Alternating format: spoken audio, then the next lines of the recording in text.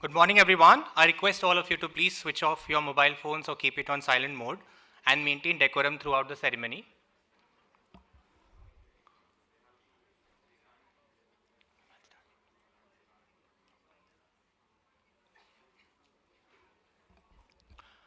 Good morning, everyone. I, Dr. Rakesh Nambiar, Assistant Professor, KIRIT P. MEHTA School of Law, extend a warm welcome to all faculty members, parents, and students to the pre-convocation 2020-2022 of SARLA ANIL Modi School of Economics, Bengaluru, and KIRIT P. MEHTA School of Law. I take this opportunity to welcome the dignitaries on the dais, Dr. Meena Chintamaneni, the Pro Vice Chancellor of SPKMs and MIMS, Professor Amita Vaidya, Director, SARLA Anil Modi School of Economics, and Professor Durgamini Patel, Dean, Kirit P. Mehta School of Law. We now commence with the presentation of degrees. I request Dr. Chintamaneni, Honorable Pro Vice Chancellor, to present the degrees for SARLA Anil Modi School of Economics and School of Economics Bengaluru campus. I request the Director, Professor Amita Vaidya, to accompany her. I invite Ms. Naid Fatima to take over the proceedings.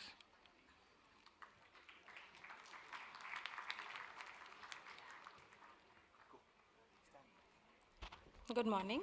I now request the Honorable Pro Vice Chancellor, Dr. Meena Chintamaneni, accompanied by Professor Amita Vaidya, Director, SARLA Anil Modi School of Economics, to present the degrees to the graduating batch 2019-22 who have registered for the convocation and are present today. Aditya Mahajan,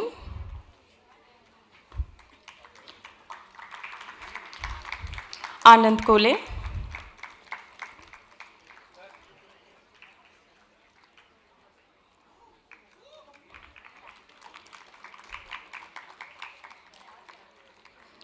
Anjali Singh,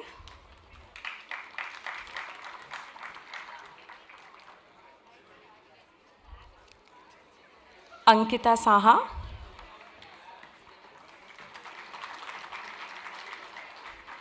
Arushi Sharma,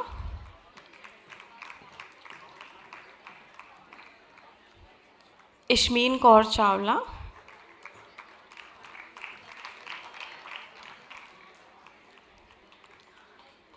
Noyonika Chakraborty,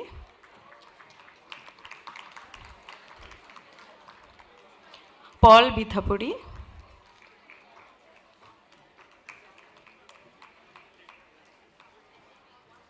Sanjana Krishna Kumar, and Shrutika Joshi.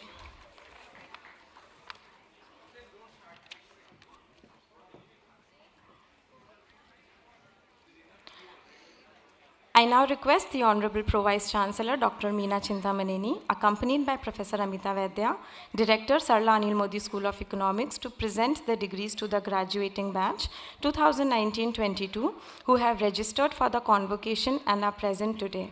Aditi Dikshit,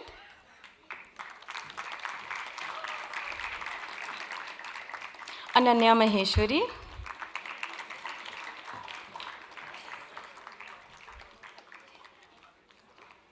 Arya Jogani,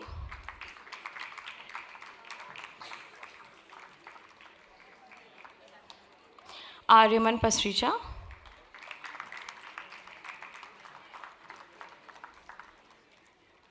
Ayush Dandia,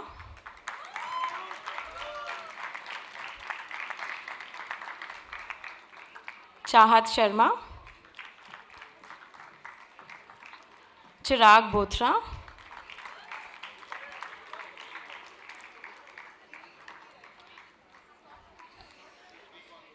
Danica Natasha D'Souza,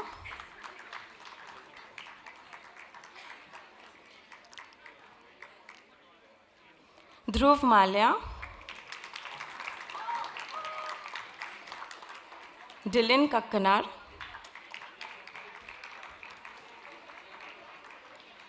Harshika Pasari,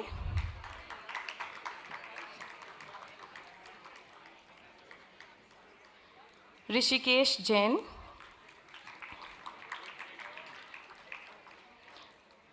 Jay Balan,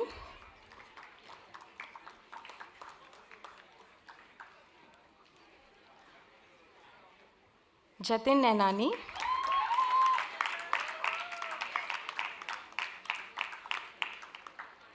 केवल शेठ,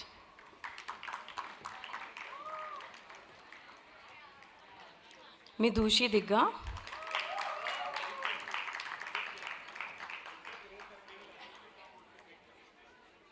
मोहित कचोलिया,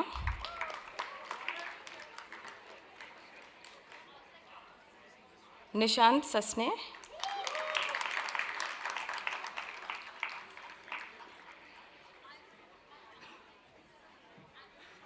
नुपुर सनाथरा,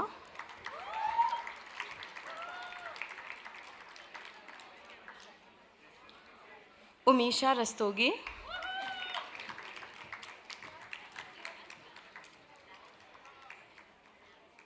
पूजा वोरा,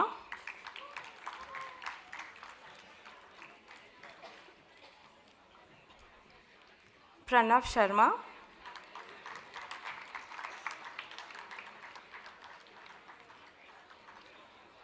प्रणीत कनोडिया,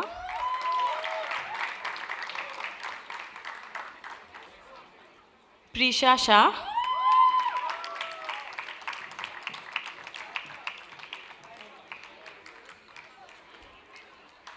प्रियेश मुथा,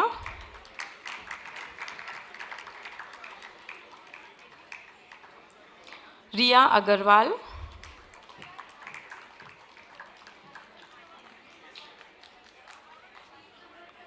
रुद्र अभियांकर,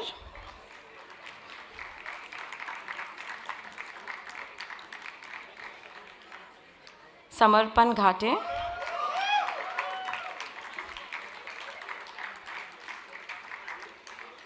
संगीप्ता साइकिया,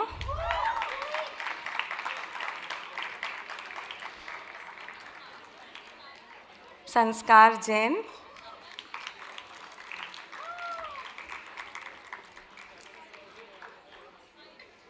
सार्थक गोयल,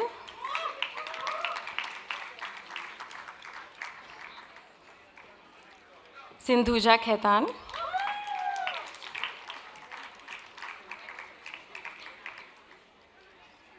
स्नेहा जलान,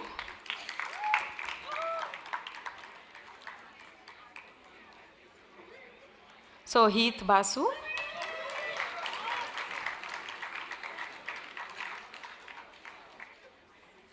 सृष्टि लालवानी,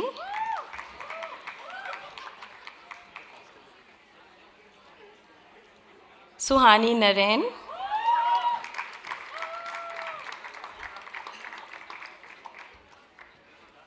तनीषा मेहता,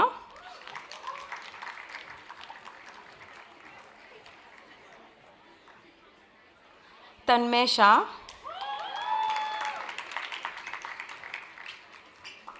त्विषा वर्मा,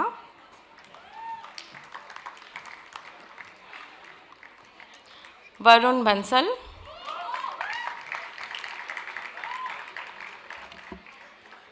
विदुषी थापर,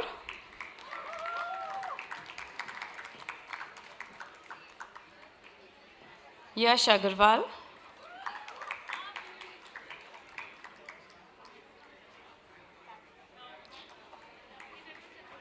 आपजीत सिंह चावला,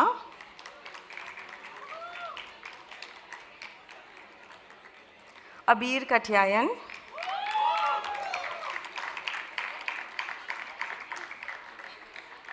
अनन्या कक्कर,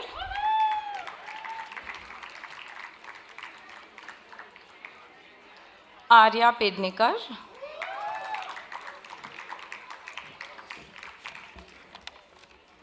आर्यन संसी,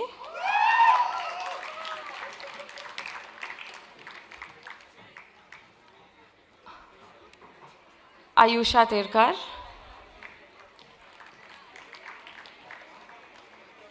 देवांश मोमाया, ध्रुव Panchal,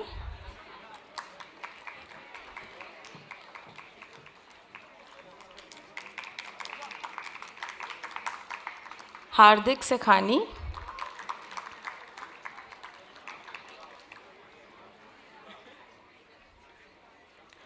Isha Sheikh,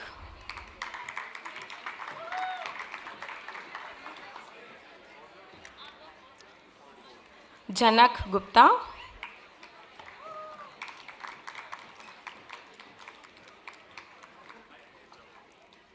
Kartik Khullar,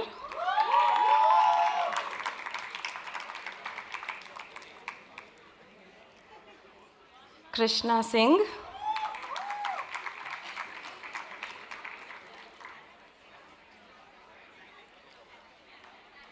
Kush Thakkar,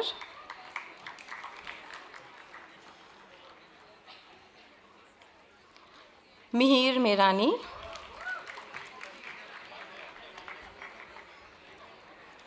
Paridhi Mundra,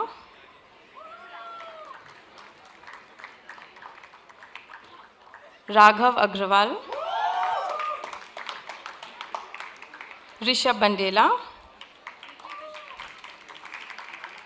Rohan Patale,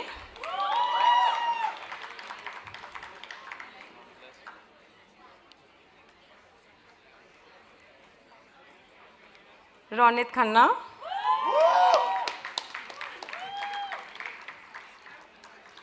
Sameer Chadda,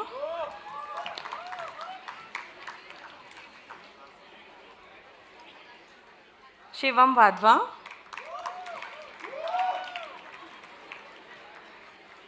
Shubhika Jalan,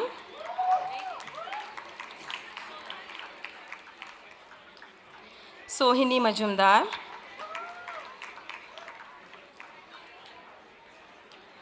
Srijan Banerjee,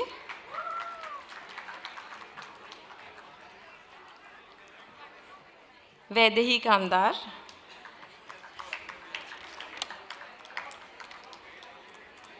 Vandan Dhadda,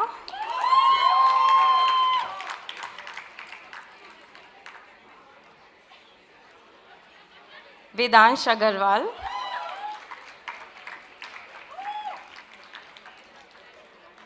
Vedika Dhandania,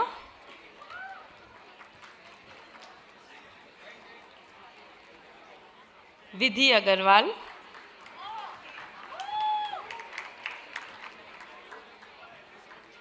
Akanksha Patodia,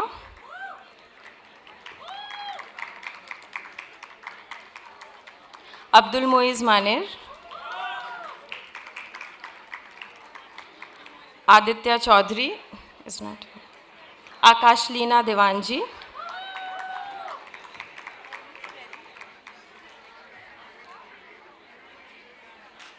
Anirudh Sumant,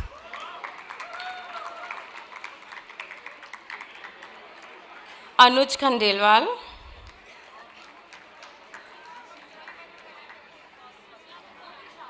Arnav Gupta.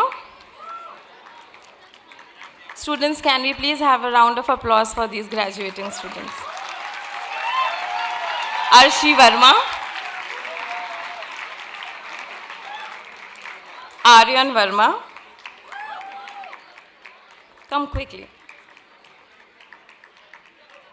Disha Modi,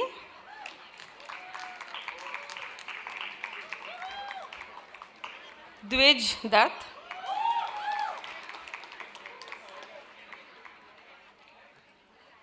Ishita Bhatia,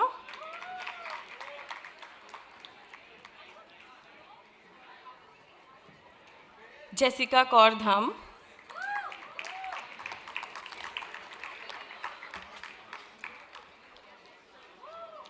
Nitya Dalmia,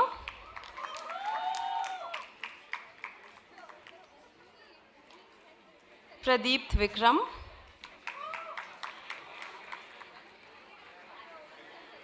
Priyanka Shanbag,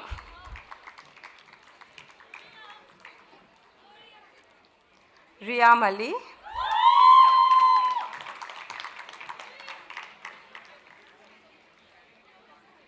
Soumya Agrawal,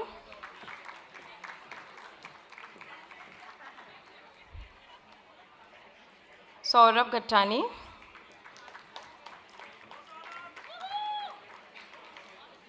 Shriya Vatsa,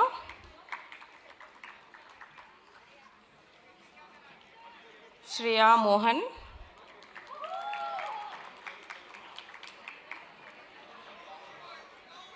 Smiti Joshi,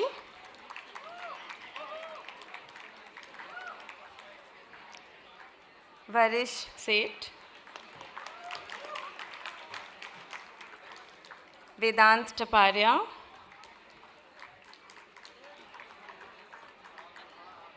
Vedant Kedia,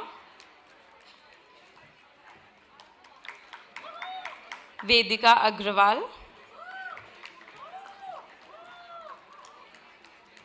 and Yasir Ali. I now call Dr. Prerna Borua from School of Economics, Bangalore campus to continue the proceedings. Thank you. Thank you, Professor Nahed. I request the Honorable Pro Vice Chancellor, Dr. Meena Chintamaneni, accompanied by Professor Amita Vaidya, Director, SARLA Anil Modi School of Economics, to present the degrees to the graduating batch 2019-22 who have registered for the convocation and are present today. Ayush Datta,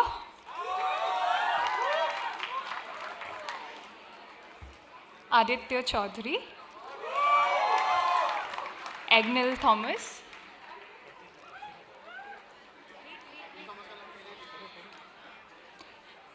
Akshat Gupta,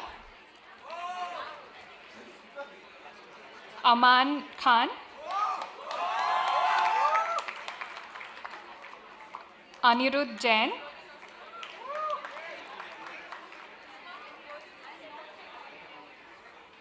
Anirvan Roy, Anushka Kedar,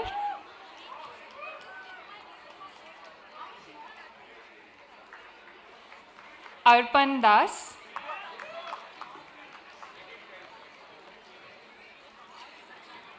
Arunima Singh,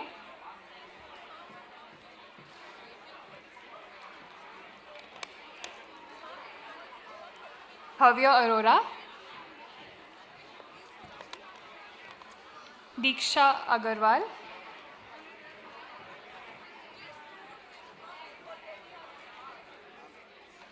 Divya Chaturvedi,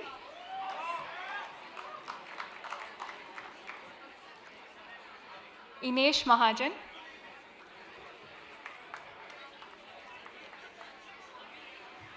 Isha Jain,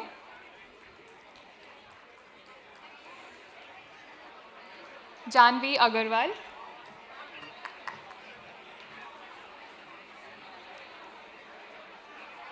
Jaydev Tandon,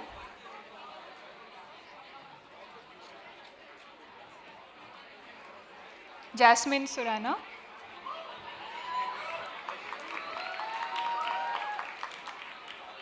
Zivir Kapoor,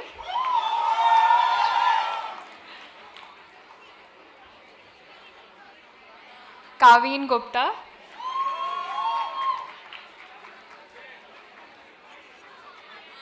Kiran Bhattacharjee, Manmeet Kaur,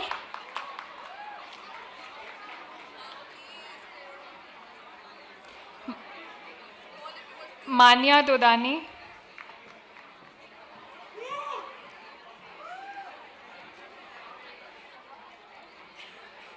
Mehek Agrawal,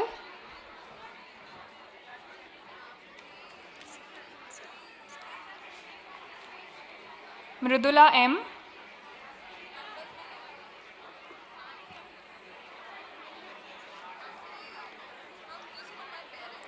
Naman,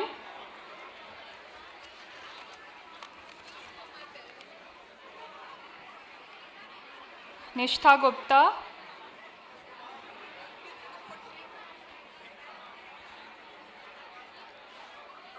Nishtha Sharma,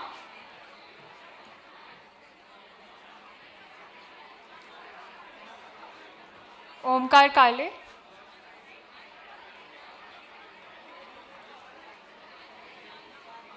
Parth Vatsa,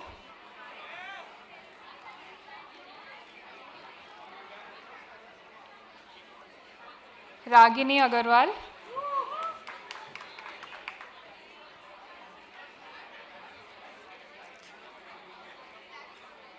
Rashri Singh,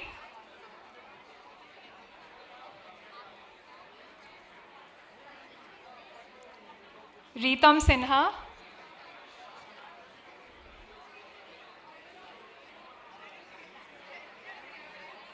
Shivansh Sharma,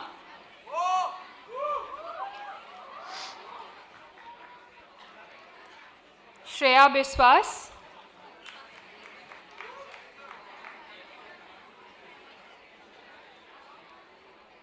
Shubh Kole,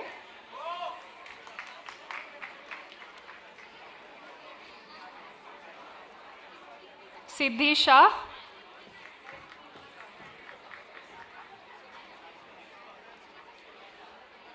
Snigdha Mehra,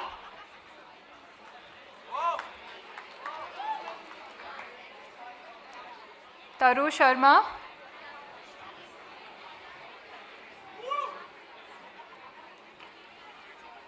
Tashvik Bhatia,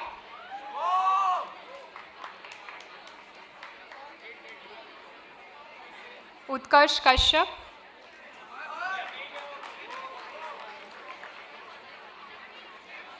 Vanchika Rastogi,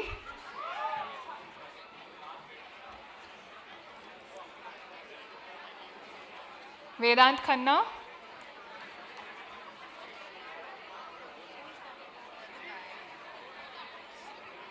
Vrinda Chadda,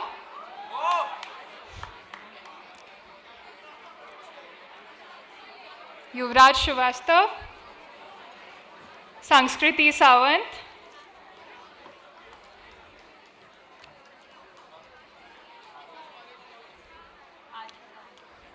Vanshika Gupta,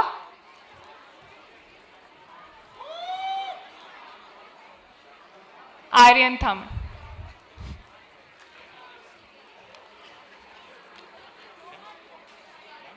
Thank you. I now call Dr. Rakesh Nambiar from KIRIT P. MEHTA School of Law to continue the proceedings. I request Dr. Meena Chintamaneni to continue giving the degrees. I thank you, Professor Vaidya, Ms. Naid Fatima, and Dr. Perona Barua. I request the Dean, Dr. Durgamini Patel, to accompany Dr. Chintamaneni. I invite Assistant Professor Deepika Changani to take over the proceedings. Honorable Pro Vice Chancellor, I present before you students who have registered for this convocation and are present here and have been declared to have passed LLM in Corporate Law for the batch 2021-22. Ashita Joban Putra, Radhika Bansal, Swati Tripathi, Radhika Bansal, Swati Tripathi, Mansi Mehta, Sukhmani Soni, Krutika Deve, Nayan Behel, Ayushi Joshi, Ami Mehta, Aparajita Singh, Anirudh Takalkar, Roshni Vora, Hardik Soni,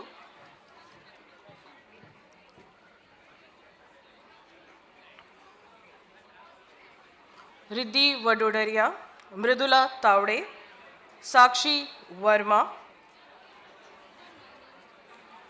Prerna Singh, Revati Nancy, Shikha Singh, Nikita Vahal, Rashmi Bachagundi, Swati, Dhruv Siddharth Singh Sikarwar, Yashi Tripathi, Himadri Gotecha, Heer Mehta, Sanjana Jain, Hetali Sangvi, Shravasti Verma, Kritika Tripathi, Mitali Nayak, Ishani Shah, Dhruvisha Shah, Vaishnavi Sharma,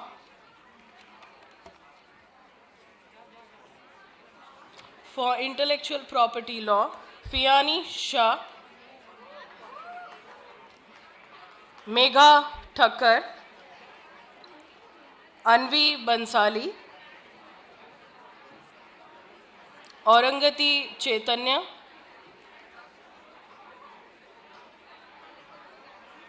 Arshi Sheikh, Navdeep Kaur, Adarsh Das, Shivangi Verma,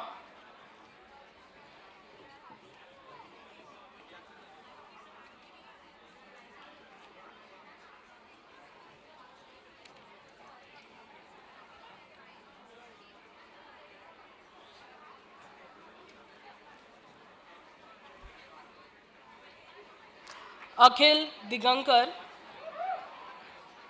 Ankita Jagtap, Roma लिया, कयोमी तुमड़ी, अंकित त्रिवेदी, मोनल त्रिवेदी, आस्था गोयल, माही अशर, अंकित अग्रवाल,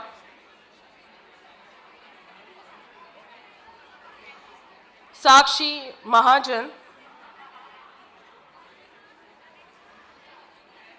खुशबू single,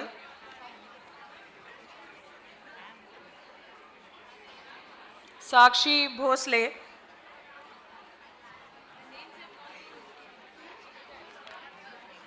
Neerja Rao,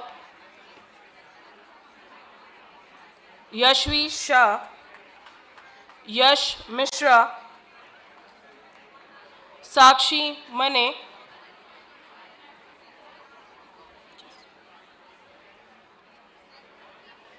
Aditi Srivastava.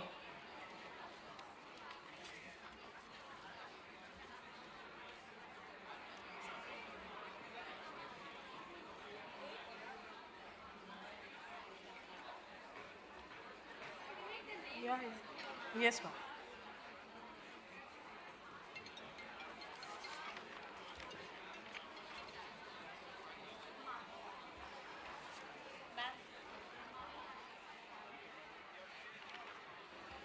माही अशर, साक्षी महाजन, खुशबू single, Neerja Rao, Yashvi Shah,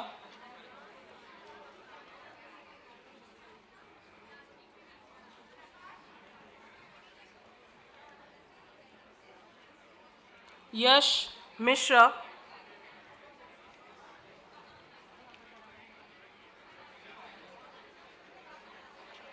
साक्षी मने,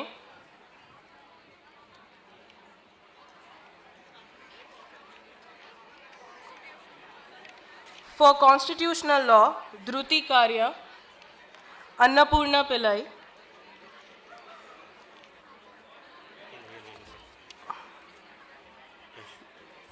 यश पारेख,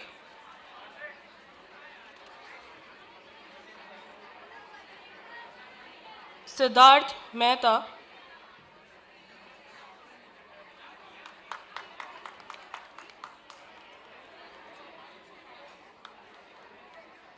अद्वैत दलवी,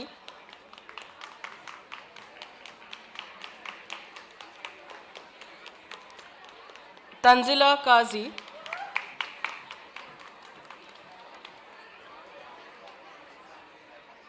नीलाद्री लस्कर,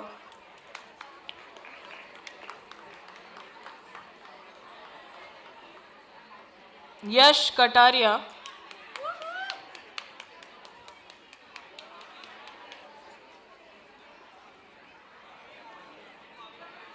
राजेश तिवारी,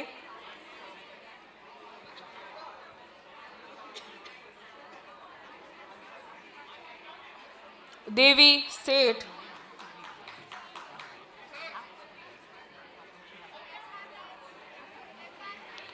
नव्या प्रसाद,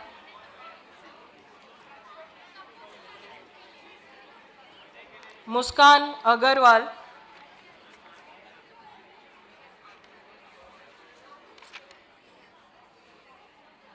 चैतन्य राणे,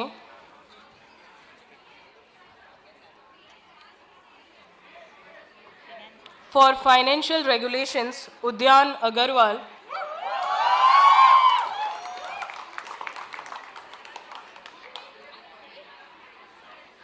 श्रुति Mishra,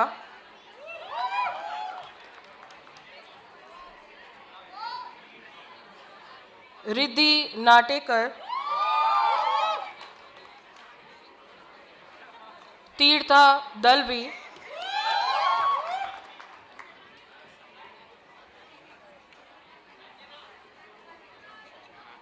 Harshita सरवारगी,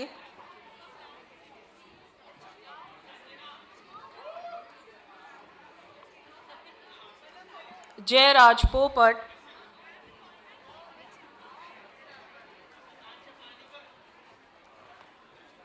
Julie Nayak,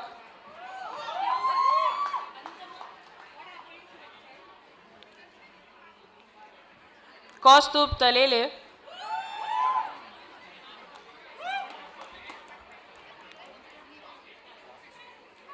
Meet Shah,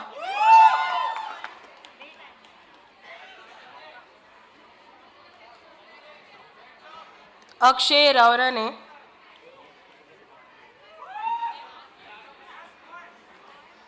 Janvi Singh,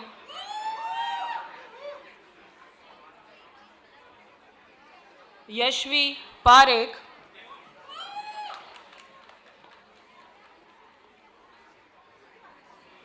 Vedant Mehta,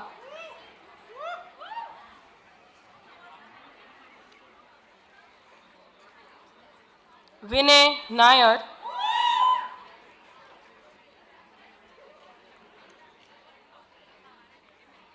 Rini Paede,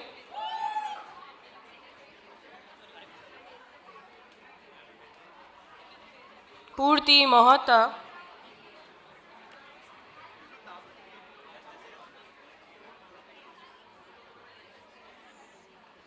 Dishangi Shah,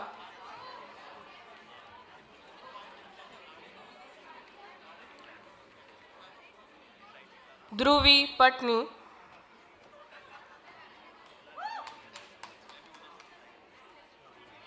Krishna Goyal,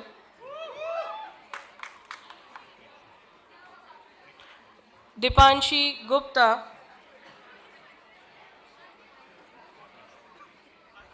Shivani Shinde,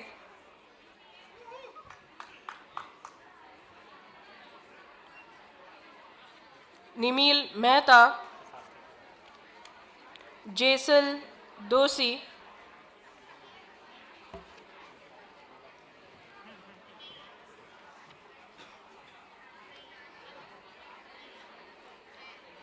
for criminal laws, Dhruv Nayak,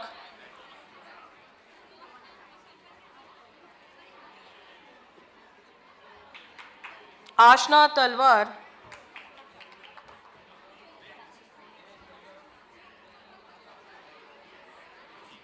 Darshanika Panda,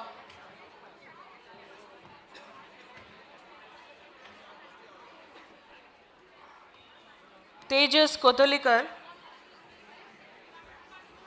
Vasant Kumar Take,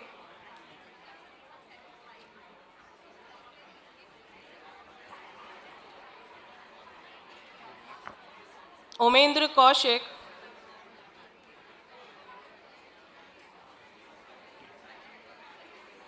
Jayoti Karmokar,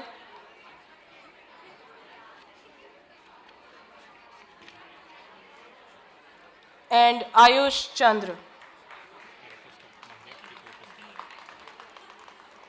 I would now request Dr. Rakesh Nambia to take over the proceedings.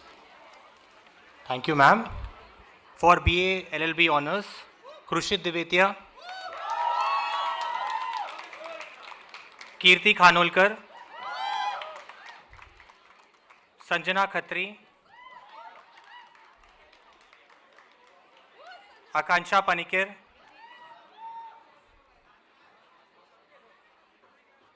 Mehek Shah,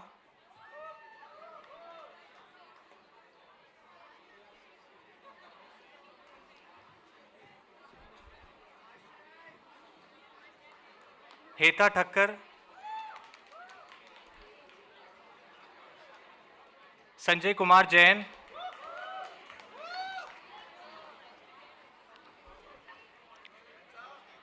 Ritika Rupani,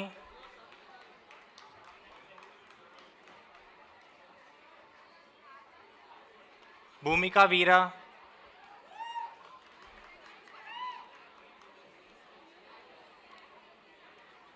Mehul असुदानी,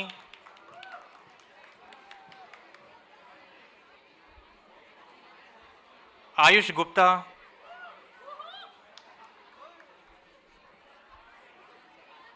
Saumya Motwani,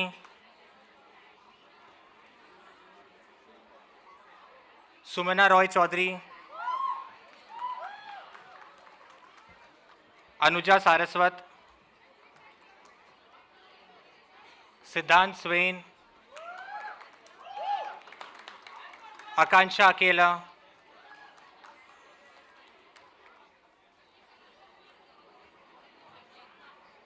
मोहक असरानी,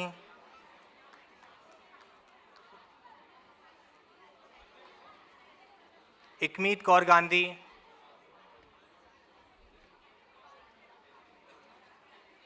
शिरीन जायसवाल, शिरीन पे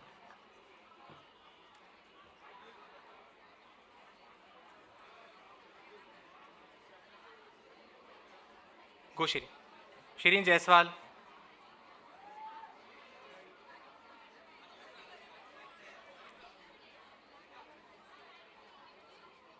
तारिका जेटली,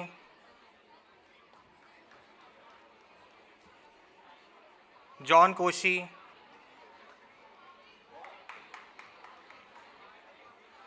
लक्ष्य Pawar,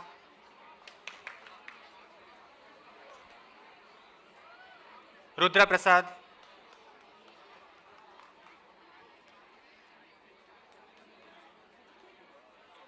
Gauri Shukla,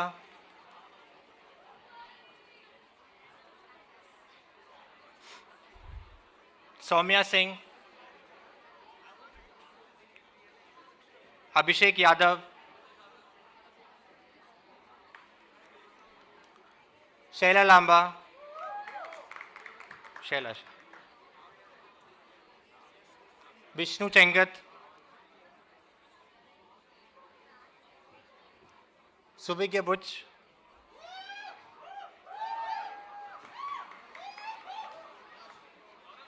Neha Mehta,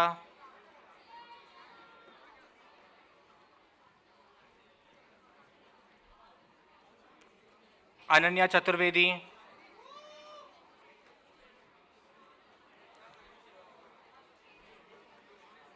Bhanvi Lingwal, Sania अलावानी, Mihir Bedekar. For BB LLB Honours, Batch 2017-22, Aman Ahmed, Hardil Batra,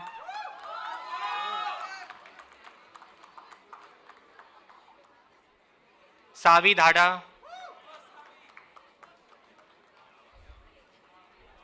Ashwin Jain,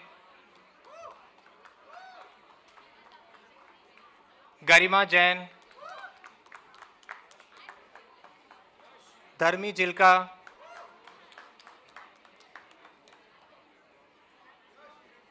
Krishna,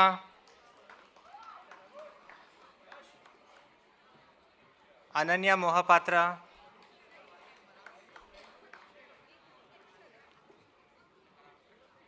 प्राप्ति परवानी,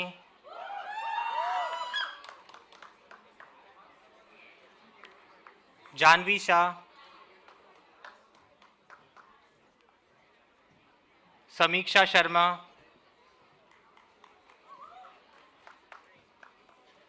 तेजवर्धन बिकासानी,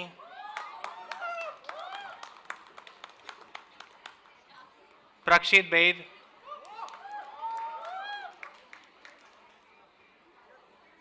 श्रावणी बिदे,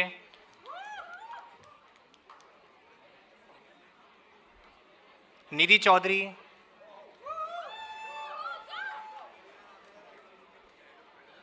आरिका गुप्ता,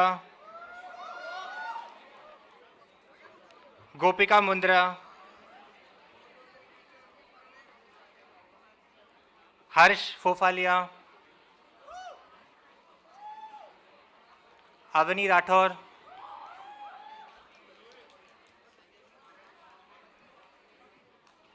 अन्वेषा बैनर्जी,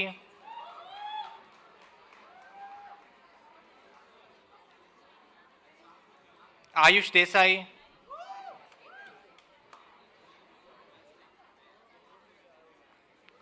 दिशा Jain,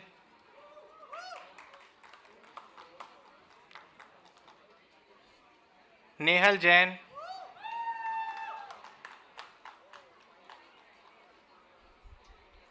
Yusuf Kathawala,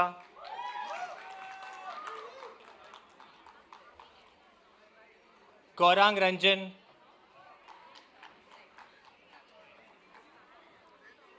Aditya Tanwar,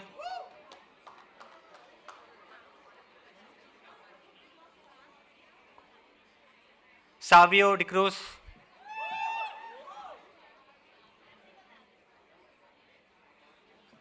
Mihir Mehta,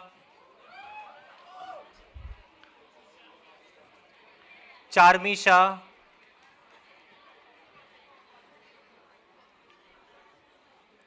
Apurv Doshi,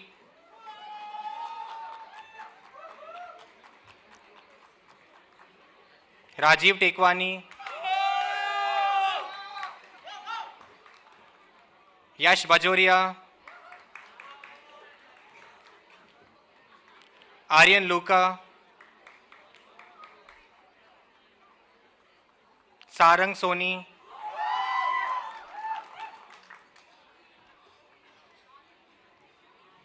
Devika Ashar,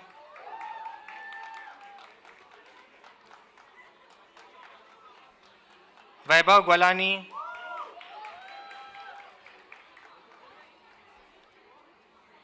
Bhavik Toravne.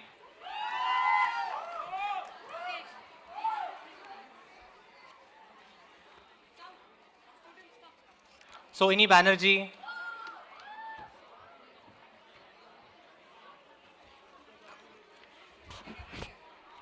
It's okay, PG also please come. With the sachet please. Come. With the sachet. Till then UG students please come. Tell your names on the go, go.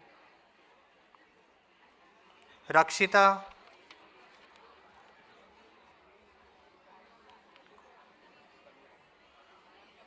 Kanu, बोलिए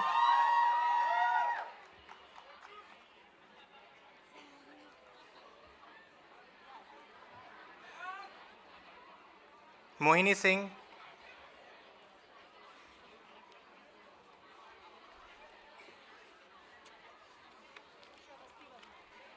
Shravasti Verma,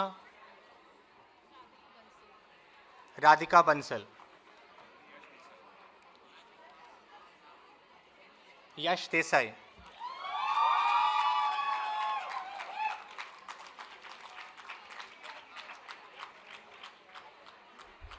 Thank you, Dr. Chintamaneni, for presiding over the pre-convocation and presenting the degrees. Thank you, Dr. Patel and Ms. Deepika Changani. This brings us to the end of the pre-convocation degree presentation. I request the dignitaries and all faculty members to proceed towards the foyer for academic procession. I request the students to remain seated until the end of the convocation ceremony. We will begin with the convocation ceremony shortly.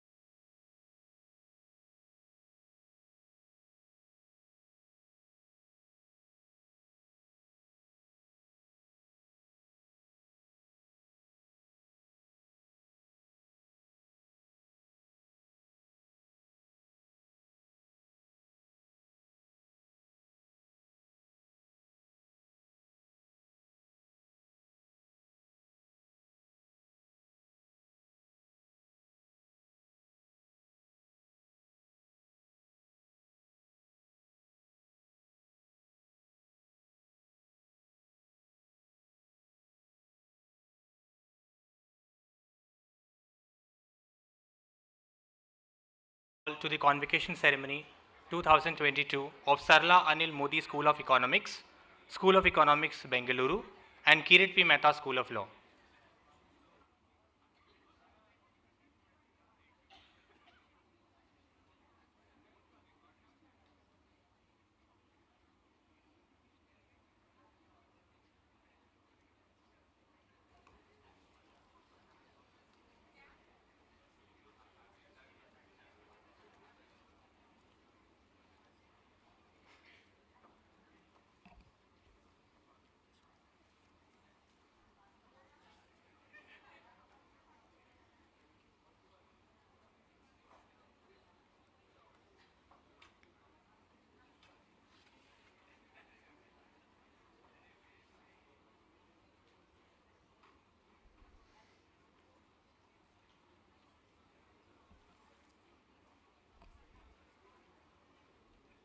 The academic procession is about to enter the hall. I request you all to remain standing till the dignitaries take their seats.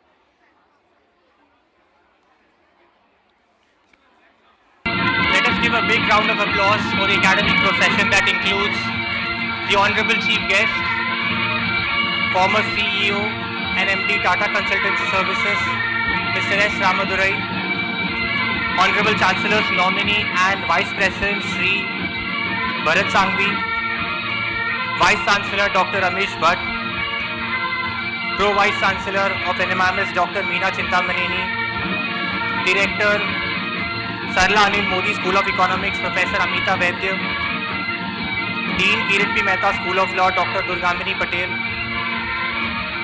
along with the faculty members of both schools. The academic procession is led by Registrar Dr. H. Ravi Shankar Kamath, carrying the mace and seal of the university.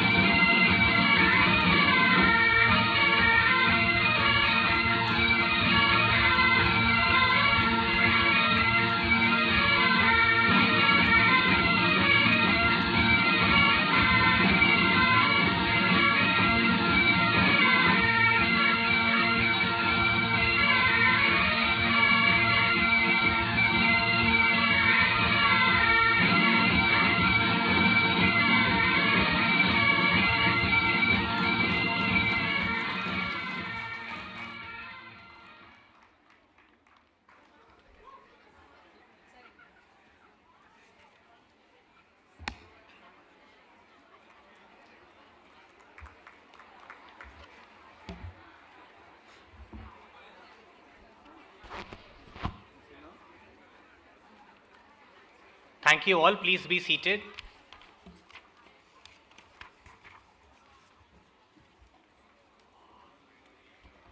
Convocation ceremony is a much awaited day in every student's life as it recognizes their diligent hard work and unwavering perseverance towards academic excellence. It instills a sense of achievement and responsibility towards fulfilling further commitments in life and society. Today, SVKM's and MIMS will celebrate your accomplishments in this convocation ceremony. To give the convocation ceremony an auspicious beginning and invoke the Almighty, I request our Honorable Chief Guest, Mr. S. Ramadurai, and respected dignitaries on the dais to please light the ceremonial lamp. I request the audience to please stand for the lighting of the lamp and the Saraswati Vandana and continue to remain standing for the NMIMS anthem which will follow thereafter.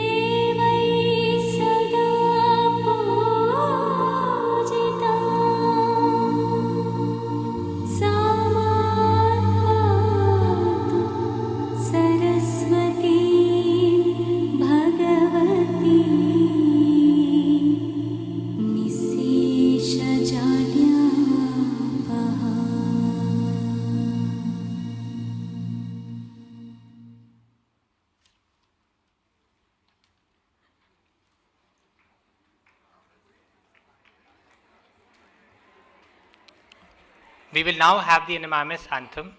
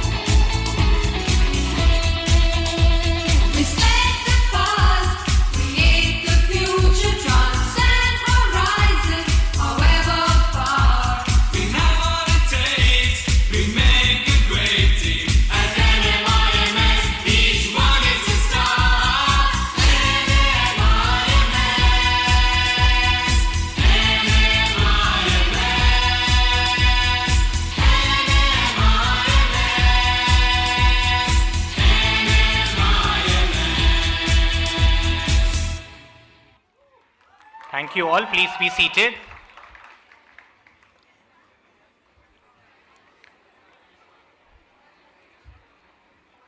I request the Registrar, Dr. H. Ravishankar Kamath, to take charge of the proceedings hereon.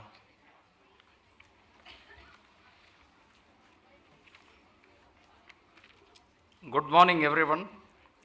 I request nominee of the Honorable Chancellor, SVKMS, NMIMS, and Vice President of SVKM, Sri Bharat Sangvi, to declare Convocation 2022 open. I declare the Convocation 2022 open. Thank you, Shri Bharat Sanghvi and Dr. Kamath. It is a great privilege to have with us today the former CEO and MD Tata Consultancy Services, Mr. S. Ramadurai, to be a part of this important occasion. As a token of our appreciation, I request the Honorable Chancellor's nominee, Shri Bharat Sanghvi, to present our Honorable Chief Guest, Shri S. Ramadurai, with a bouquet and a memento.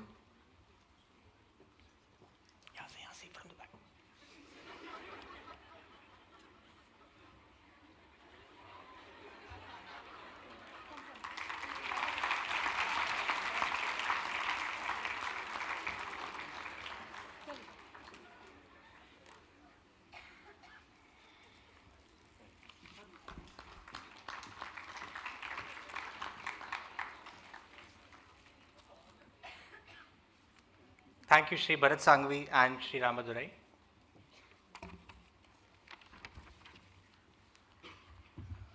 We will now have the Vice Chancellor's address. Please allow me to introduce the Honorable Vice Chancellor, Dr. Ramesh Bhatt. Dr. Bhatt brings with him extensive experience and 4 decades of teaching, research, consulting, and administrative experience. Before joining NMIMS, Dr. Bhatt served as professor at IIM Ahmedabad for more than 2 decades. Dr. Bhatt had served on adjunct and visiting faculty positions at the University of North Carolina, at Chapel Hill, IIM Udaipur, ISB Hyderabad, and worked at the Institute of Chartered Accountants of India and Sri Ram College of Commerce. He has worked on multiple long-term consultancy assignments with Abbott Associates India, DFID New Delhi, Royal Netherlands Embassy India, and various short-term consulting projects with the USAID New Delhi, CDC India, ADB, European Commission, and WHO. He has served as an independent director at Corporation Bank, BEML, ITI Limited, National Small Industries Corporation, Ahmedabad Stock Exchange, and various other companies. Dr. Bhatt holds a PhD and postgraduate degree from Delhi School of Economics, University of Delhi, and a bachelor's degree in commerce from Hansraj College, University of Delhi. In 1990-91, he was a Takemi Fellow of International Health at the Harvard School of Public Health. I request Dr. Bhatt to address the gathering.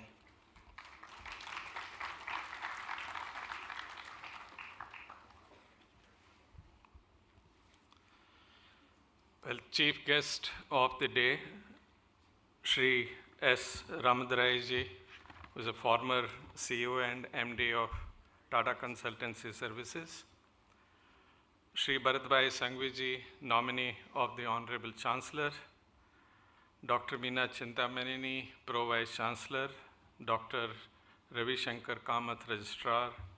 Controller of Examination, Shri Ashish Apte ji. Professor Amita Vaidya, Director, SARLA ANIL Modi School of Economics. Dr. Durgamini Patel, Dean, KIRIT MEHTA School of Law. Members of the Board of Management, faculty, colleagues, staff, graduating students, and their families, perhaps seeing this through live streaming, and invited guests. Well, very good morning to all of you, and I join everyone in welcoming you to this graduation ceremony of SVKM's and MMS SARLA Anil Modi School of Economics and KIRIT MEHTA School of Law. A big applause for your graduation today.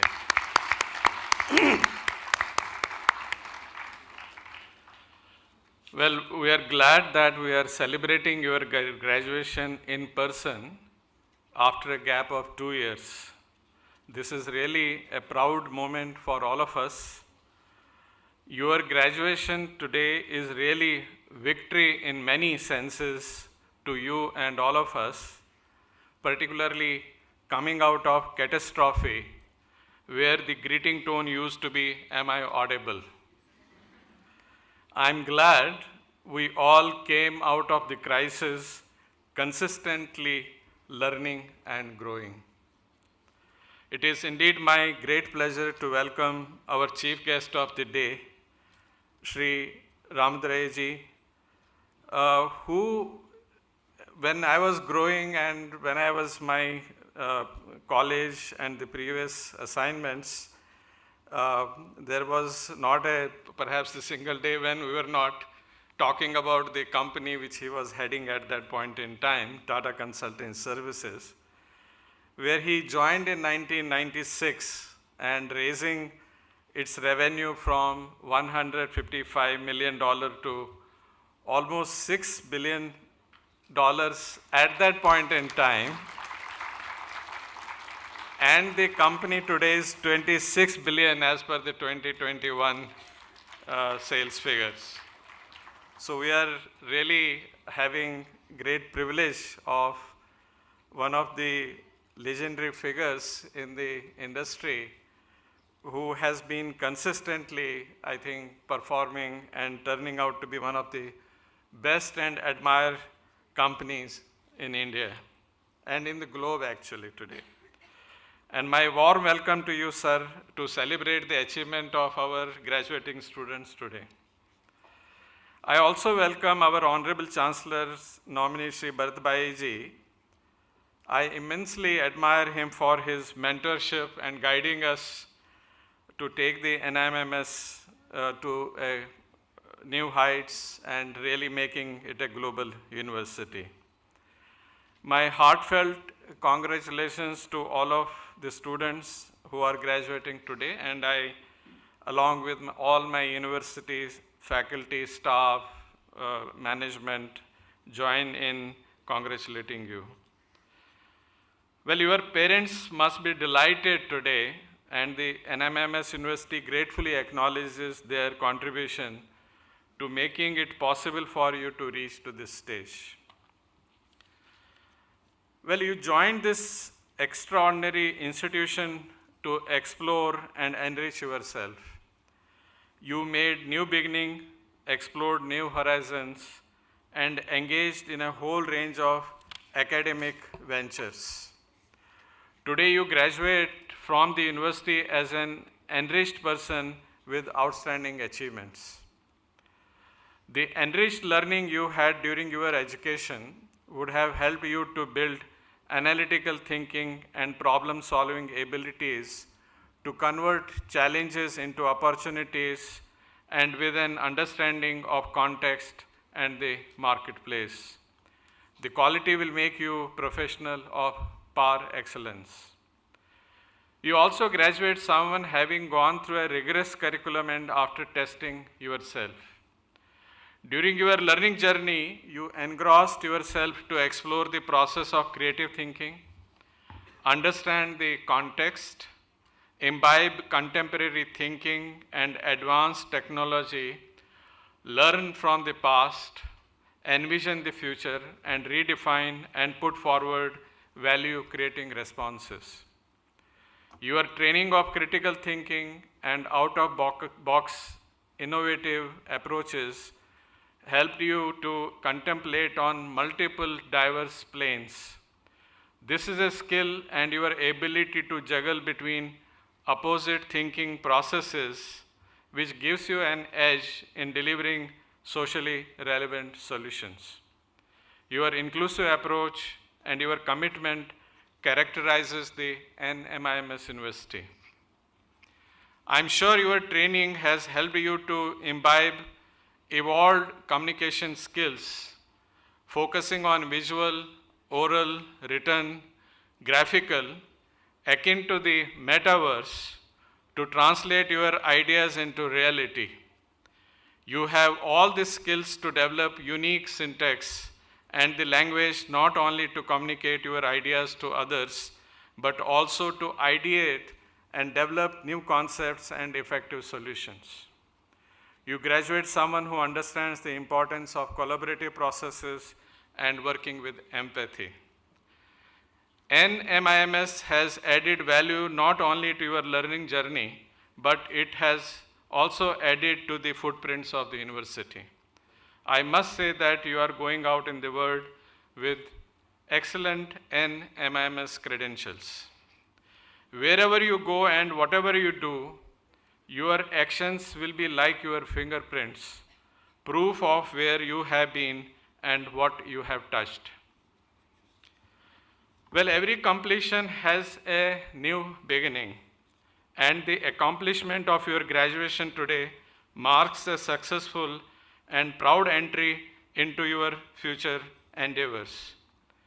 As you embark upon your journey, I would like to extend my best wishes, hoping that each one of you finds a feeling of contentment and pride in everything you do. I'm sure your great efforts and achievements will help you achieve great things in life. Your credentials will take you to much higher places, and I am sure you will prove yourself and contribute to making the world a better place. The phase of your graduation following the pandemic outbreak turned out to be quite unprecedented, and that too for all of us. The pandemic required us to confront challenges on so many dimensions which we confronted. NMIMS, like all institutions across the globe, confronted with an unusual, extraordinary situation. The pandemic required us to teach, learn, and work remotely. We experienced the real VUCA word, which is that VUCA word stands for volatile, uncertain, complex, and ambiguous word. This is the word which was invented in 1980s. Perhaps if it was not invented then, it would have been invented now. We interacted with most of you through the virtual learning technologies, and we remain conscious of making the learning process engaging and effective. The university rose to the challenge of this emergency. Everyone rose to a critical leadership position, and I am proud that we all worked together, supported each other, and wherever needed, engaged in problem solving and coming with innovative solutions to deal with the challenges effectively. We continue to excel in our team approach and have a very high level of commitment. I thank all for wholeheartedly supporting the academic continuity plan which the Vice Chancellor Office under the leadership of Shri Amrish Bhai Patel put in place. Through a distributed leadership approach, we implemented the directions effectively. The support received from everyone, students, faculty, staff, and the university departments, and our determination and resolve demonstrated our resilience and leading from the front. Through these efforts of everyone, we ensured completion of our academic sessions using online synchronous and asynchronous learning models, completion of evaluation and examination on time, declaration of all the results which enabled students' progression to the next academic year of the program, and also for the students who needed to follow their future career plans. And we made it sure that their future career plans are not impacted. I may say that we ensured continuity of our activities in a severe disruption situation with a bold face. I sincerely thank our mentors, Harshal Bhai, who is sitting here, providing all the support, and the School of Law faculty, School of Economics faculty and staff for wholeheartedly supporting the ACP, that is Academic Continuity Plan, and seamless delivery of curriculum during the difficult times. I believe that we have many reasons to have enormous pride in how we handled the challenge and the change which was unfolding before us. I must acknowledge the tremendous support you and your parents particularly provided to the university in these difficult times, and we will always remain grateful for their support. We continue to face this COVID variant risks at present, but we look forward with great hope and optimism now and in times to come. We learned in the process that disruption and change are nothing but to become different. Your learning experience while at the NMIMS must have altered your perceptions about the world and yourself. Your learning will continue to be the lens through which you see the world and handle the change and disruption with resilience. Remember, the change and the disruption are omnipresent, and it will transcend you, build you, and most of all will help you grow. Seize this opportunity, this change, and this disruption. One thing which helped us to ensure we come out of the present crisis with the least unintended consequences is the teamwork. I feel we learned some lessons which I feel that may be helpful to you in your future endeavors. First is the distributed leadership and the teamwork approach. Supporting each other and volunteerism ensured facing these changes with the least resistance and disruption. This disruption also put us in a situation where we did not have a rule book or previous experience to address the new situation.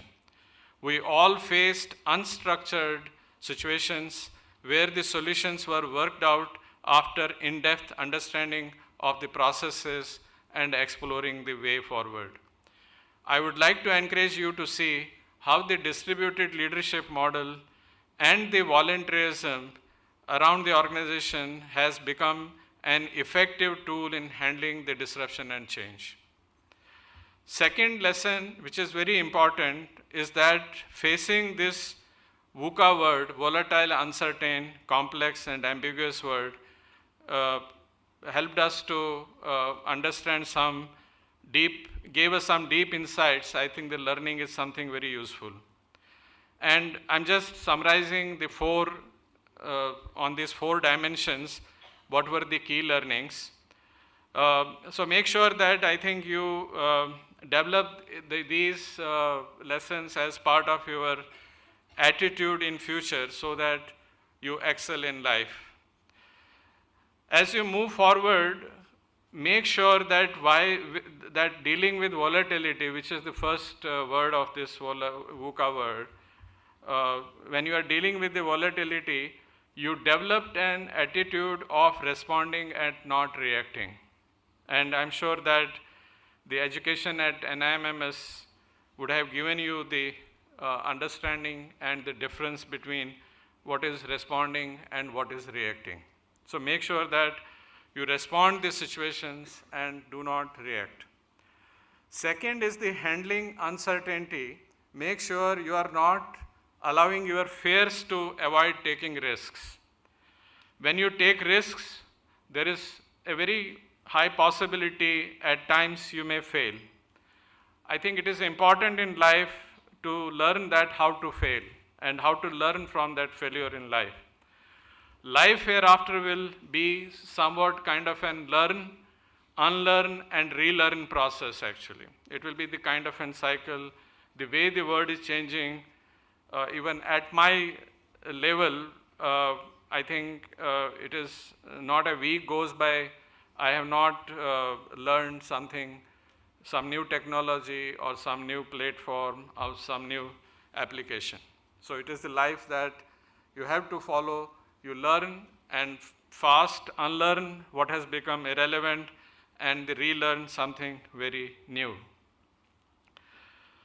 And life in future will be, I think, learning from all these experiments you do, the risks you take, and learning to learn is, I think you must make that as the aim of your life.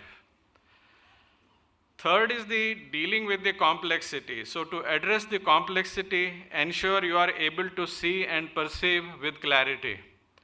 Your critical thinking skills, that is the education which you have received here, I'm sure that will help you to link and develop interconnected framework of critical variables in real life. And that will help you to produce the solutions with much greater clarity.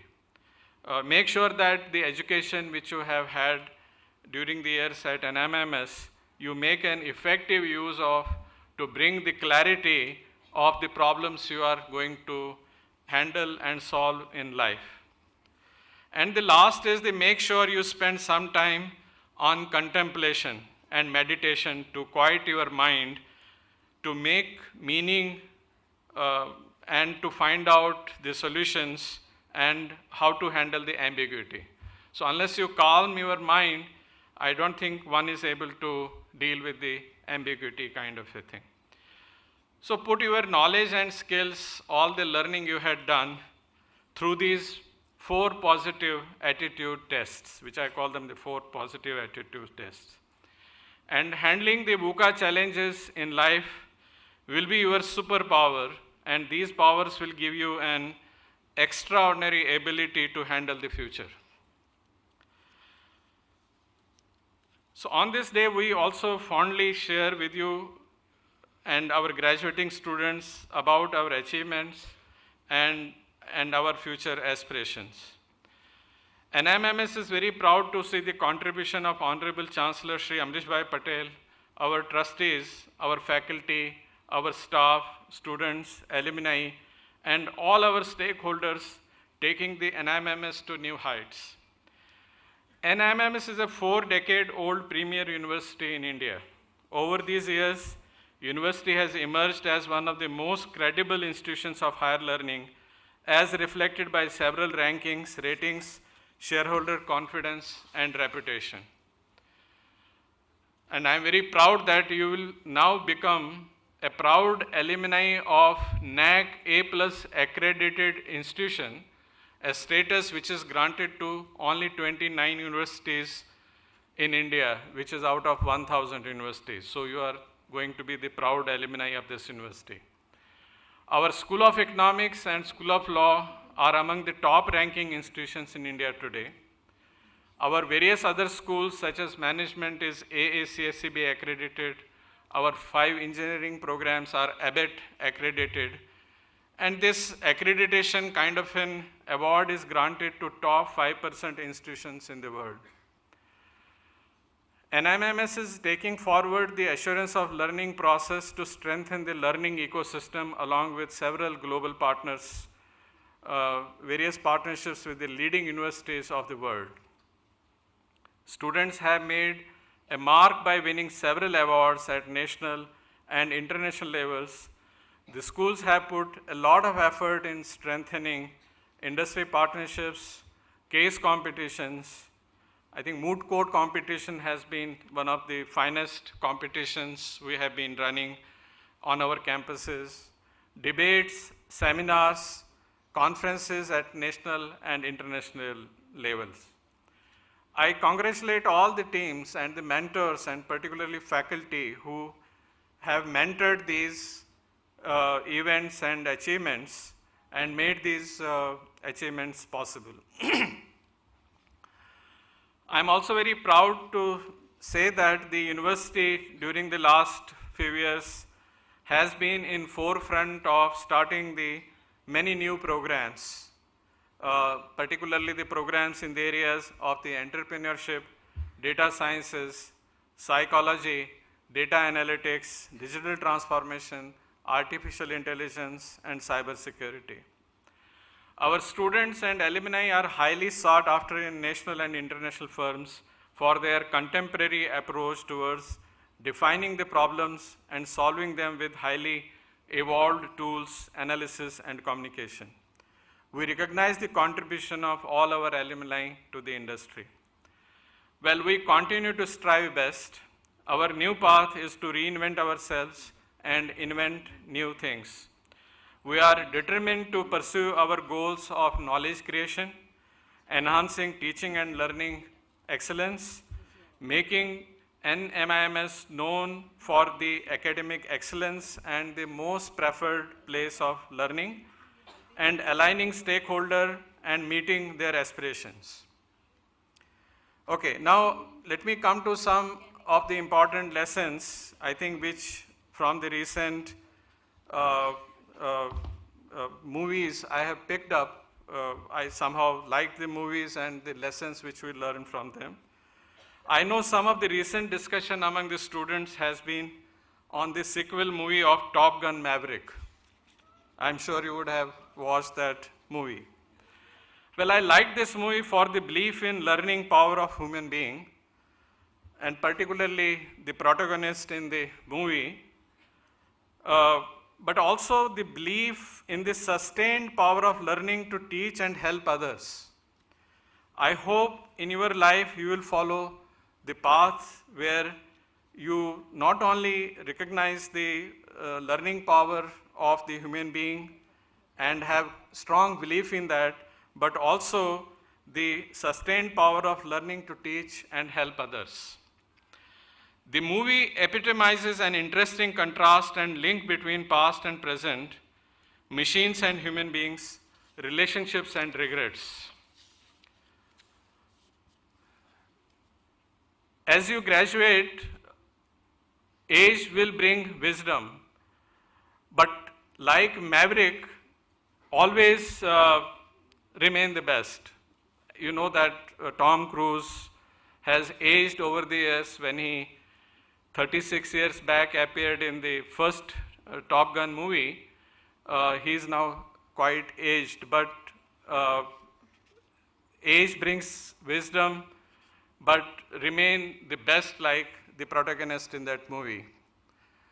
Like Maverick, keep up the learning throughout your life, and whosoever needs help, teach them how to succeed in life. Time and again, in that movie, when you visit that, time and again, Maverick is told that his days are over, and that is, I think, one of the lessons I have drawn from that episode. He's told every time that his days are over because he was the pilot, and he's told again and again that there is no place for pilots on this earth now because the drones technology has made pilots redundant. And he's not, every time he's, I think, told that he is not needed in the system. Particularly his boss, Admiral, keeps on saying him that look at the way the technology is developing, your extinction is inevitable. And I'm sure that as you go forward and as you age a little bit, you will also encounter these kind of situations if you do not keep pace with the learning in life. I think one important, interesting situation in that movie, when Maverick is stuck behind enemy lines and he has on hand to escape one old F-14 Tomcat from the 1980s. And he was fighting against the 5th generation enemy aircrafts. This old battered flying machine stands no chance, he thought. In an F-14, Maverick knows that they are technically outgunned by the enemy jets. Logically, the duo, he is co-pilot and he should be finished. However, his co-pilot reminds Maverick, which is something very interesting. He tells him that, Maverick, it is not the plane, it is the pilot. Pilots make all the difference even in inferior machines. After he hears those words again, Maverick snaps out of his near unconscious state of mind and delivers one heck of action. So always remember that when you are dealing with the situations, when you are dealing with the technology, when you are dealing with the machines, be that pilot and never get bogged down by the machines and technology around you, because I think you as the pilot, you as the person can make a lot of difference in this situation. While pursuing your goals, remain conscious of the fact that the highest goals of management have transitioned from profit maximization principles to a mission of value creation with integrity and being ESG sensitive in the current times. Given the infinite variety of real-world situations that can be as varied as life itself, the purpose of your education is to improve human life by creating value with integrity. The endeavors must be as sensible as nature itself and delivering everything from the central idea of nature and flowering into the beautiful entity and being ESG compliant.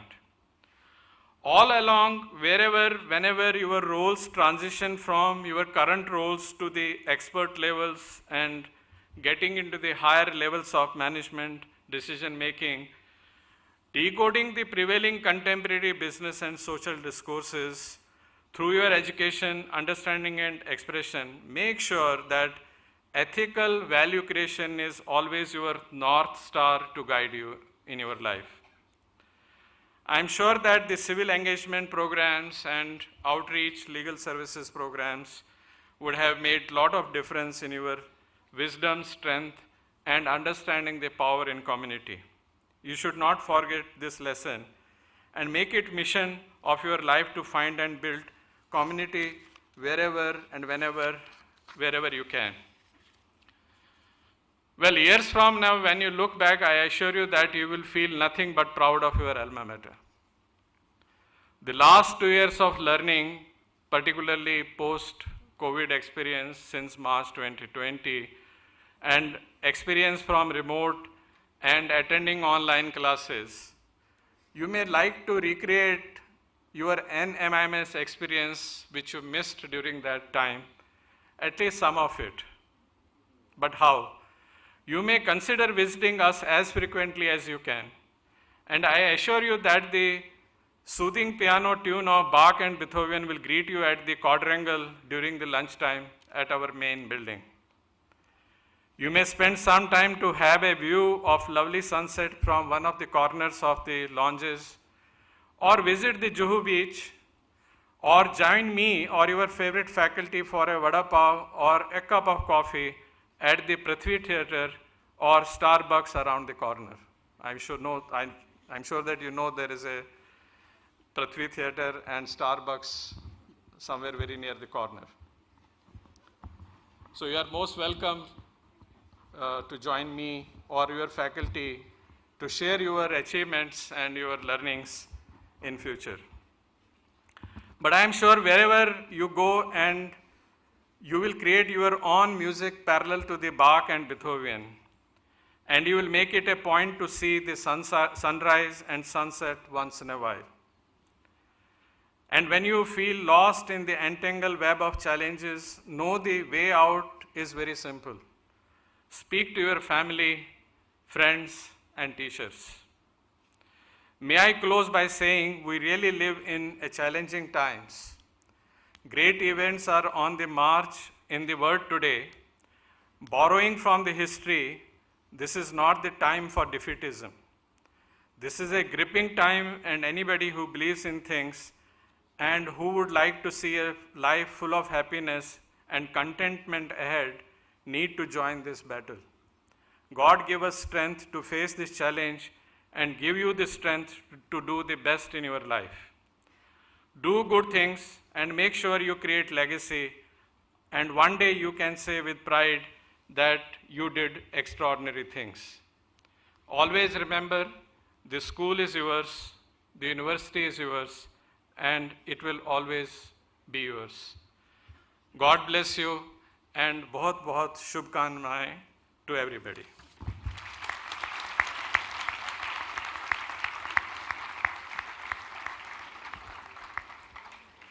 Thank you, sir, for your encouraging and enlightening words.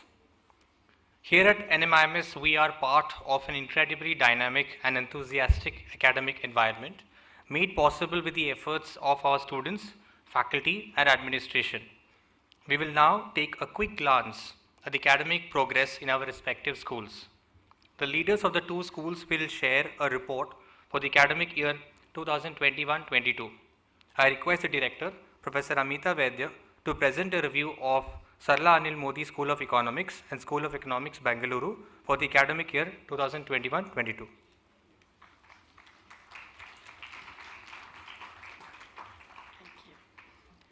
Chief guest for the day, Shri S. Ramdurai, former CEO and MD Tata Consultancy Services, nominee of the Honorable Chancellor and Vice President SVKM, Shri Bharat Sanghvi, Honorable Vice Chancellor SVKM's NMIMS, Dr. Ramesh Bhatt, Honorable Pro Vice Chancellor NMIMS, Dr. Meena Chintamaneni, Office Bearers of SVKM, members of Executive and Managing Committee members of SVKM, Mentor of KIRIT P. MEHTA School of Law, Shri Harshal Shah, Dean of KIRIT P. MEHTA School of Law, Dr. Durgambini Patel, Registrar of the University, Dr. Ravi Shankar Kamath, Deans and Directors of Schools of NMIMS, Controller of Examinations, Mr. Ashish Apte, invited guests, faculty, staff, parents, and my dear students. It's indeed a proud moment for us today as the SARLA Anil Modi School of Economics has its 5th batch of MSc students and 10th batch of BSc students graduating today, along with the students of the School of Economics, Bangalore, and KIRIT P. MEHTA School of Law. And I'm very happy that for this momentous occasion of yours, we have Shri S. Ramdurai, who is an inspiration for the youth. Welcome, sir, and thank you for gracing this occasion. The last 2 years have been very challenging for all of us as the pandemic and the lockdown changed our way of life. But 2021-22 had more challenges in store for us. We started the year with online classes, and in December, we switched to the hybrid mode and subsequently to offline classes. However, with another wave of COVID and the lockdown announced by the state government, we had to go back to online classes. Finally, from February, we started with in-campus classes and also conducted exams in the physical mode in April.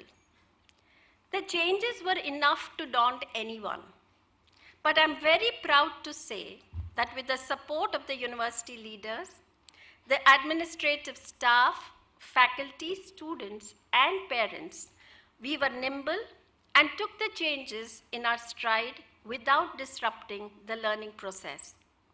In fact, the changes made us resilient.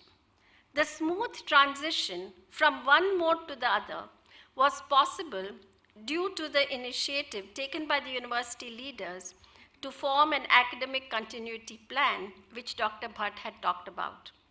We adapted quickly, but in a planned manner to all changes. In a short span of, let's say, about 13 years, we at the school have tried to make a niche for ourselves in the field of quality education in economics.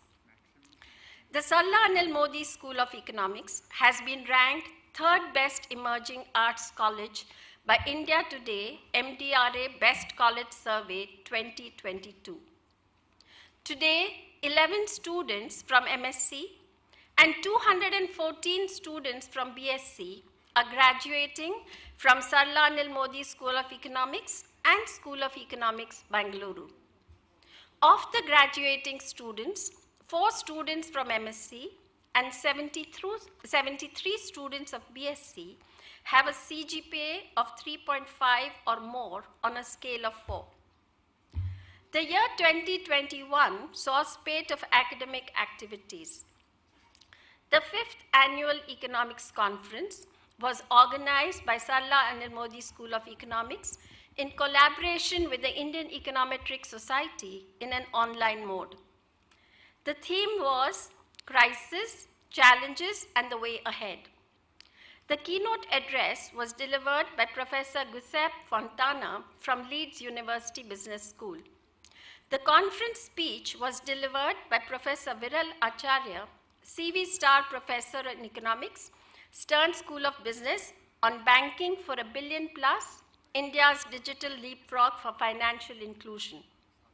A total of 10 selected papers across the country were presented in the 3 technical sessions. The Best Paper Award was won by Ms. Sugandha Hurria from Indian Institute of Foreign Trade, New Delhi. As a part of the eminent lecture series, Professor David Eichmann, Professor of Finance, King's College London, delivered a lecture on the impact of COVID-19 on macroeconomic policy, making in emerging and developed economies. The school has pioneered a unique model of having 5% of the lectures of all core subjects conducted by industry experts. Mr. Rajesh Vig, Executive Director and Partner PwC, Ms. Rajni Sinha, Chief Economist, Care Ratings, and Mr. Dheeraj Gawa, environmental specialist at UPL Limited, were some of the professionals who conducted lectures, giving students a chance to interact with them.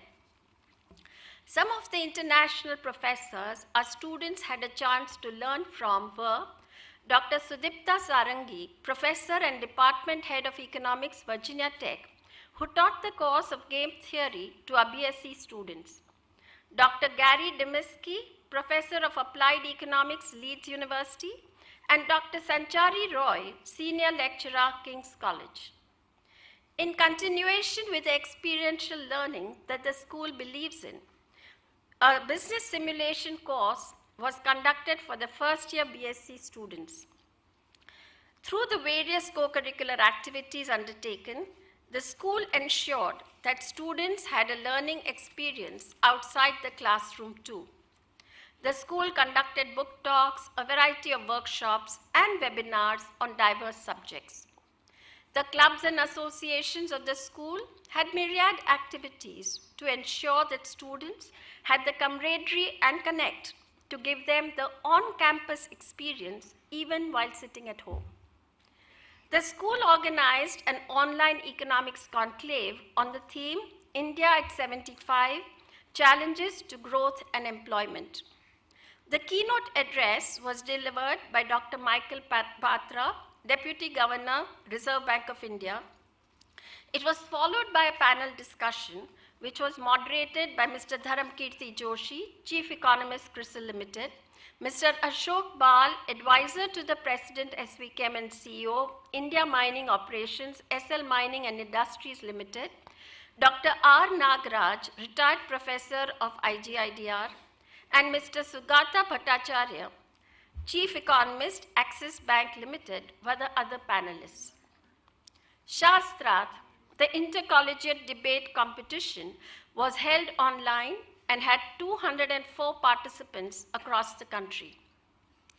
The SARLA Anil Modi School of Economics hosted the 12th edition of its annual Economics and Management Fest, Kaching, and the 3rd edition of the Economic Justice Conclave with the theme Free Reign of Egalitarian Expression and Discourse.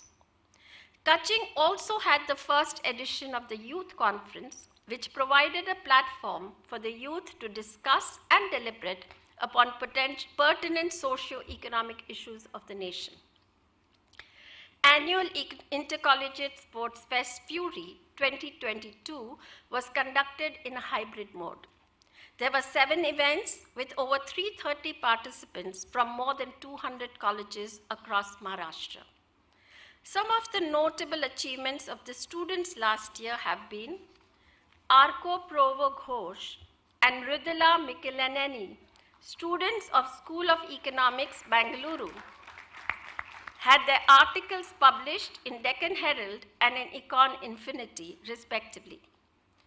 Ahan Ramchandani from SARLA Anil Modi School of Economics stood first at district level powerlifting competition.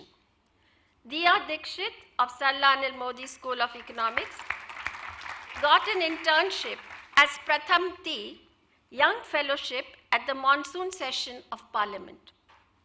Besides this, the students participated in several intercollegiate festivals and have done the school proud by winning several prizes. The school is mindful of sensitizing the students to the needs of those who are disadvantaged in the society. Samvedna, the social service club, organized Ecotopia, a month-long event where students participated from around the country in fun activities and learned about the environment and its conservation. They organized a fundraising drive, Unwrapping Happiness, which included monetary contributions and also in-kind contributions of stationery, clothes, and footwear, which were distributed with the help of 5 NGOs across Mumbai. Students also participated in an education campaign in collaboration with the NGO Touching Lives for child literacy. Students taught and conducted a reading circle for the underprivileged. In collaboration with Robin Hood Army, Team Samvedna conducted food distribution drives, especially for those affected by the pandemic. They also helped in creating a curriculum and drafting the syllabus for Seeds of Awareness, an NGO that focuses on literacy and sex education. Some of the notable achievements of the faculty last year were Dr. Prerna Barua, School of Economics, Bangalore, was awarded the Best Thesis Award in Humanities and Social Sciences by IIT Guwahati. Dr. Prerna Barua, with co-author Mrinal Kanti Datta, published a book chapter, How Varied is the Volatility of Agricultural Commodity Prices Across India. Dr. Prerna also published a paper investigating commodity price relations across wholesale markets, the case of paddy in Chhattisgarh in Indian Journal of Agricultural Economics for the March 22. Dr. Rajat Verma, School of Economics, Bangalore, authored a book, Fiscal Control of Pollution, Application of Eco-Taxes in India, which was published by Springer. Dr. Kubendran from School of Economics, Bangalore, published a paper, Trade Relation Between India and Other BRIC Countries, a multidimensional approach using gravity model and Granger in Economia International.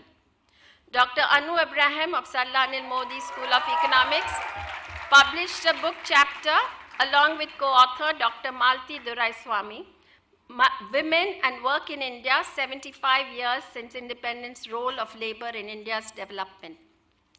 Dr. Muhammad Imran Khan, with co-author Dr. K.P. Kanan, published a paper on loss of job, work, and income in the time of COVID-19, an analysis of PLFS data in Economic and Political Weekly, 8th January 22 issue. Dr. Anand B., Dr. Kiran Limaye, Dr. Muhammad Imran Khan, Dr. Anu Abraham, and Dr. Harsh Sahai have also been called on as resource persons in various institutions across India. The students of BSc Economics and MSc Economics have successfully completed the summer internship. Some of the organizations the students interned in were the Reserve Bank of India, Niti Aayog, D.E. Shaw, and US Consulate. Students of the graduating batch have got admission in some of the top international and national institutions like the London School of Economics, Cornell University, and the IIMs. Final placements for MSc Economics, I'm happy to say, was 100%.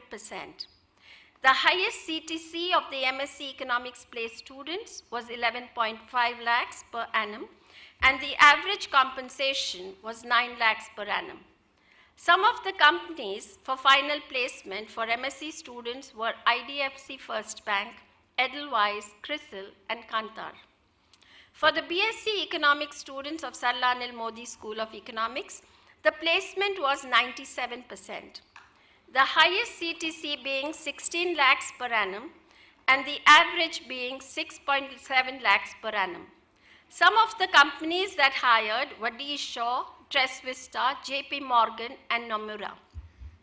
For BSc Economics students Bangalore, the placement was 76%, the highest CTC being 7.5 lakhs per annum and the average being 5.23 lakhs per annum.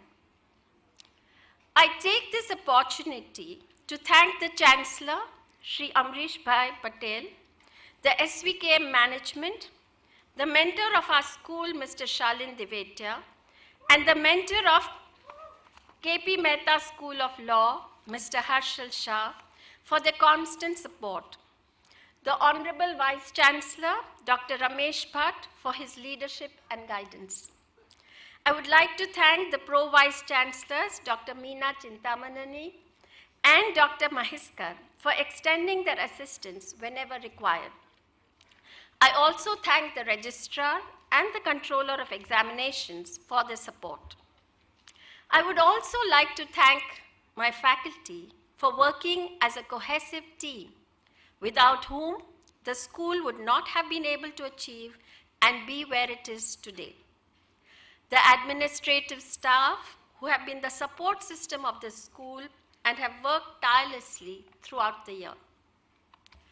Students, as you graduate today, you will realize that the empowerment of your training will open up new opportunities. Take pride in whatever you do and do it well. Don't accept mediocrity from others and least of all from yourself. And most importantly, continue to uphold the values and the principles you believe in. Be the torchbearers of the school and make us and your parents proud. Congratulations once again. Thank you.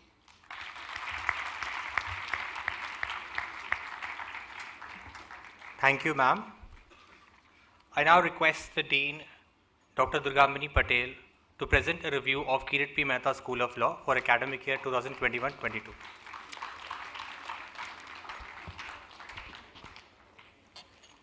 A very good morning and warm welcome to the August gathering.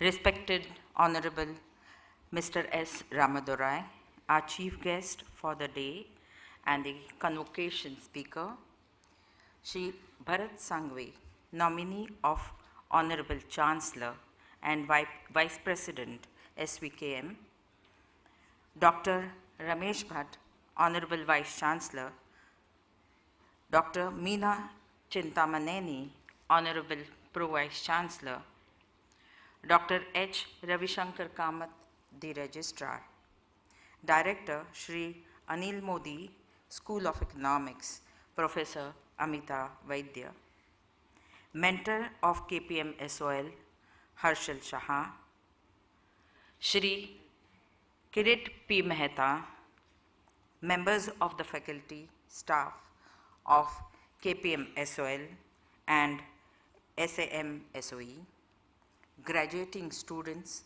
their proud parents, invited guests, ladies and gentlemen.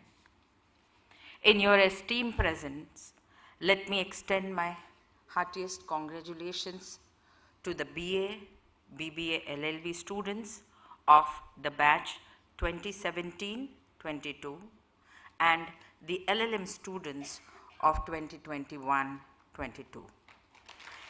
May you all have a bright, happy and contented life ahead. On behalf of the SVKM's NMIMS, Kirit P. Mehta School of Law, I take this opportunity to present the highlights of the school for the academic year 2021-22. In spite of the new normal of living in virtual mode, during the crisis of pandemic, the faculty and the students of KPM SOL have remained very active in curricular, co-curricular, and extension activity. For the purpose of the time constant, you can look at the screens which gives a detailed picture of who and what they did, the events and the success that have been achieved, because there were several of them. In terms of faculty research, of course, I'm really very proud to say that there were 2 books which were published by a capacity of about 17 full-time teachers, and numerous research papers amounting to nearly more than a dozen were published during this period in Scopus, ABDC, and Web of Science journals. 4 research papers were presented in several conferences, and all senior and the junior teachers have been called for research as resource persons in various conferences and webinars.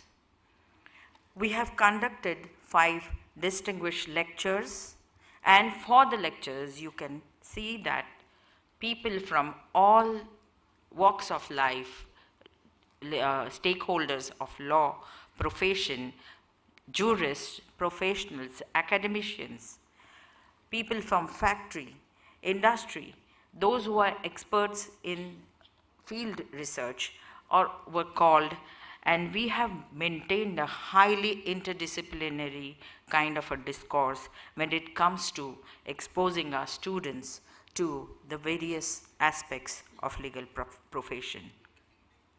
I'm very proud to say that we have a journal which we publish, which is called as NMIMS Law Review.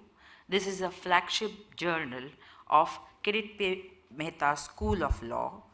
The NMIMS Law Review, which is an annual publication comprising of scholarly work of renowned academicians and research scholars. It is really a very great feeling to tell you that our students are also great publishers. They write well, and with the assistance of all the teachers, we also have a very strong list of student publications.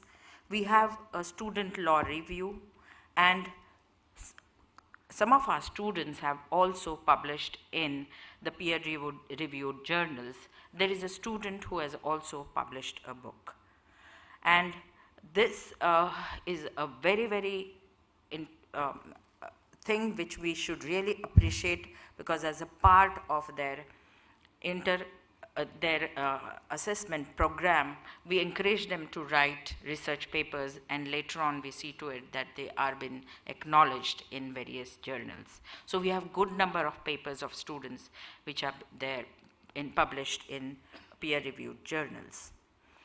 As a part of social responsibility, being from the discipline of law, where every inch of law must also produce equal amount of justice, our students are involved in various social outreaches. One of the occasion, the students were able to raise funds up to the amount of 52,500, and this was given for a social cause. In addition to that, sometimes I believe, is it a law school or a school of performing arts or a school of sports, because we have equal number of students who are very good in sports, very good in cultural activities, very good in other co-curricular activities such as elocution, debate, moot courts, alternative dispute resolution, mock trials, and so on and so forth. We also train them for client counseling, and this is because of the training or the kind of curriculum which we have. We find and we can see the results because our students have achieved lot many winner positions, and also have been given prize money amounting to 70,000 to 52,000 in different competitions. Name it, it may be a moot court or it is the alternative dispute resolution competition. As per the directives of UGC, you can see that during this academic year, we had robust kind of a mechanism set up to deal with the various activities of various types, academic, social outreach, under the banner of Azadi Ka Amrit Mahotsav. And more than 8 different activities of quiz, competitions, discussions on constitution, because whether we have really lived our independence. So they had a very good debate competition on relooking at the constitution and recovering from Azadi, the Azadi, whether it is truly in the nature of law, whether we are at a point where we need to relook and develop a kind of system. And that was very interestingly and very enthusiastically done by the students. During the last academic year, we hosted the 3rd International Moot Court competition, which we do every year, but last time it was in virtual mode. And the theme was we decide the theme always what is very relevant to the context at that time, the period which we are living in. The topic during that time, because we were suffering from pandemic and there were many economic crises, we had decided the theme national security and international investment law. Close to 41 teams participated, and about 6 participations were also from outside India. That's a 3-day event, and it goes on very enthusiastically and gives us great satisfaction. We have a student council and we have different committees. We have about 52 committees which take initiatives in carrying out different functions. 32 different events at national and international level were carried out during this time in the academic year 21 and 22. Whatever we do, we try to identify the law, the legal implications, the legal culture. So our debates, our elocutions, our moot courts, our social outreach programs, all these are geared, which very nicely fits into the extension and the co-curricular activities. We have internships which are mandatory. So our students in the vacations go for internship. We design our syllabi and the lectures in such a way that in 4th and 5th year, students get very aggressive internships so that they can earn for themselves PPOs, and therefore internships go on for all the 5 years during the vacation. We try to assist them to get internships and see to it that they gain experience so that they can understand the law in books and the law in action. This placement team, not only the students, not only the teachers, but the students, because of their academic excellence, they're able to achieve great heights. I'm very proud to say that out of a batch, a single batch, because in the 5th year, we only had one division of about 54 to 53 students in BA and BBA. 19 have got pre-placement offers, 44 students got successfully placed, and rest proceeded to pursue LLM. Quite a few of the students prefer going to practice, and therefore all don't go for, they opt out from placements. And that is very encouraging. The reason is that they don't seek for employment, but they employ others. So in the today's convocation ceremony, 2022, degrees will be conferred upon 107 graduating students of the BA and BBA LLB, and 138 postgraduate students of the batch 21-22. Dear friends, I here remember the beautiful quote of Justice Krishna Iyer, and it is very relevant because we pose many challenges. We have to move in a very dynamic world and adjust ourselves to the dynamisms of the society. He said, "Profession of law is a noble calling, and the members of legal profession occupy a very high status." That was very much evident in the freedom struggle. Especially, I would like to mention, because we are celebrating the 75th year of our independence. So remember that you are the vision of tomorrow for the nation.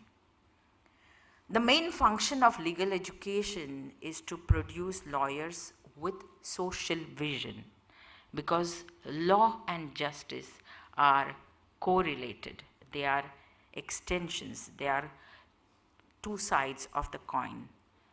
And law is always perceived as an instrument of social transformation and social change. And that is why, when you carry out your profession, you must appeal to your conscience that every application of law must create an element of justice. The profession of law, being an instrument of social engineering, is an omnipresent and omnipotent component of a civilized society and a nation. You name an area, you name a space, there is a law which is prevalent over there. So remember, students, every time you bloom, the breeze of your profession will spread your fragrance. Let every achievement of yours be a pursuit of human dignity and justice, enabling you to hold your heads high with pride and contentment. So we don't teach the law, but we sensitize you to understand the law, the spirit of the law, and not the black letters of the law. I'm sure our value-based education, deeply sedimented in you, will survive the wear and tear of our profession, which is so very volatile. I pray the Almighty to conserve your understanding of the law on the foundation of a very popular phase in our profession is justice, equity, and good conscience. You shall use the knowledge to discern between right and wrong, and the wisdom to extend gratitude towards the society and your fellow beings, because you are the vision of tomorrow of a nation like ours, which has several challenges developing. We are living in a LGBT era where you have liberalization, privatization, and globalization. And here you have so many challenges. So it is only not the national, but international currents, countercurrents, and underpinnings which you have to understand. I extend best wishes to proud parents who have played a significant role in the lives of their children to support them to chase their dreams. I also extend my gratitude towards Honorable Chancellor Shri Amrish Bhai Patel, Honorable Pro Vice Chancellor Dr. Sharad Maheskar, Controller of Examination Ashish Apte, and of course the Honorable Dais, my seniors at the dais, Honorable Vice Chancellor and Honorable Pro Vice Chancellor Meena ma'am, who have been supportive and always giving us a strong leadership. Respected members on the dais, I reiterate my humble feelings of gratitude. You all, and specially thank Chief Guest S. Ramadorai sir for being with us. We were very anxious to have you, and thank you for sparing the time and being with us. I wish to end my review by once again congratulating the convocating LLM students of batch 21-22 and the LLB students of the batch 2017 and 22. Thank you, one and all. Thank you.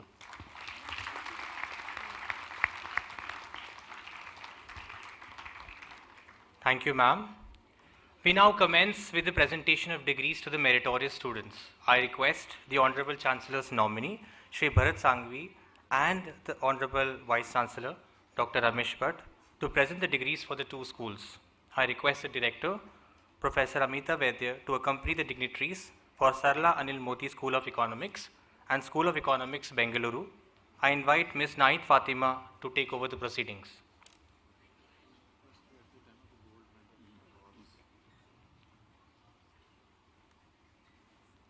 Thank you, sir. Nominee of Honorable Chancellor and Vice President SVKM, Shri Bharat Sanghvi, I present before you who on the basis of their CGPA have been declared eligible for Meritorious List 2020-22 MSc Economics program and have registered for this convocation and are present here. Punya Purnima.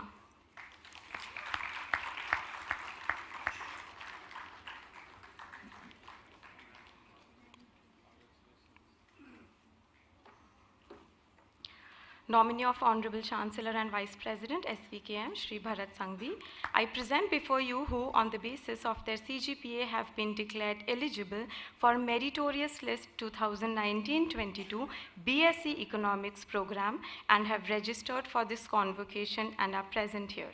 Ritika Agrawal.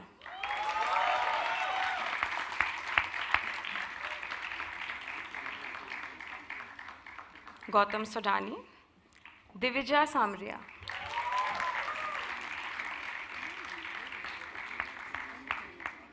Ayushi Sachidanand.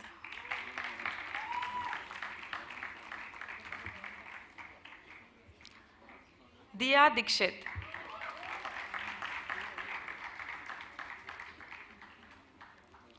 Karnika Taneja.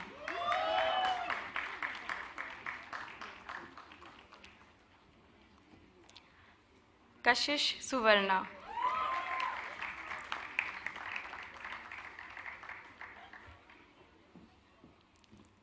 Hasti Salia.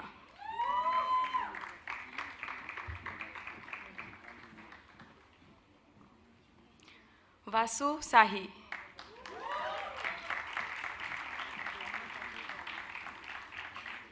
Kashish Uka.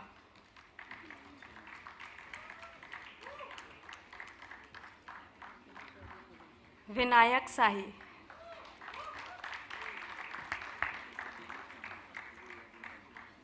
Devshi Agrawal.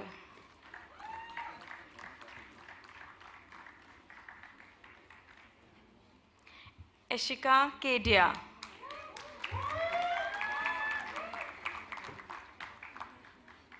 Isha Bora.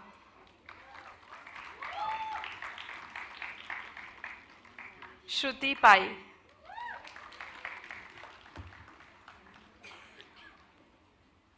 Orko Provo Ghosh.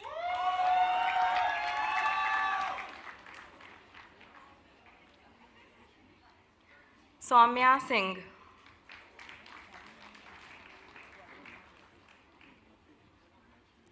Dhruvin Diora.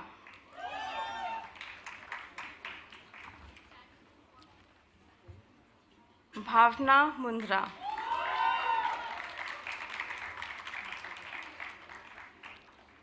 Samika Raj.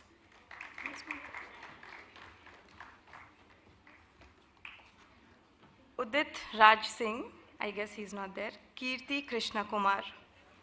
I now request Dr. Rakesh Nambiar to take over the proceedings. Thank you. Thank you, Professor Vaidya and Ms. Naid Fatima. I request the dignitaries to continue giving the degrees to the next school. I request the Dean, Dr. Durgamani Patel, to accompany the dignitaries for KIRIT P. MEHTA School of Law. I invite Ms. Deepika Changani to take over the proceedings. Honorable Chancellor's nominee and Vice President SVKM Shri Bharat Sanghvi, I present before you a student who, on the basis of their CGPA, has been declared eligible for the Meritorious List 2021-22, has registered for this convocation and is present here, and has been declared to have passed LLM in Corporate Law for the batch 2021-22, Archana Swaminathan.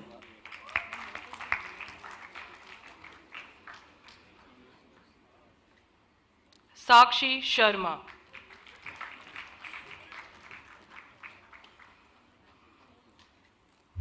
For Intellectual Property Law, Rohan Kulkarni.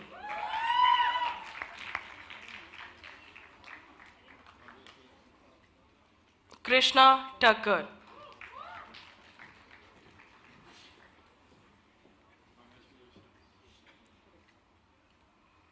For Constitutional Law, Indrajit Gagarkar.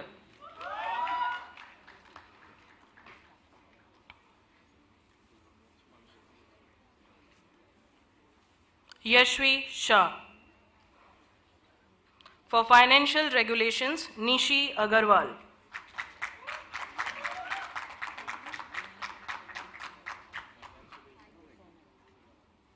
Jainam Dededia.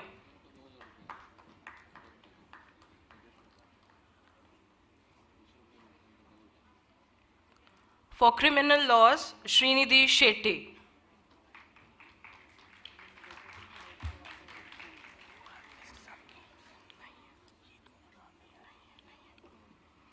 I now request Dr. Rakesh Nambia to take over the proceedings. Thank you, ma'am. For BA LLB Honours, Saloni Khandelwal.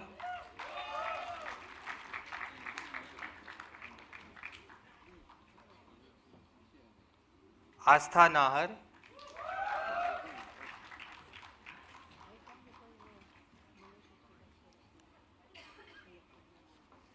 Rashi Vaishya.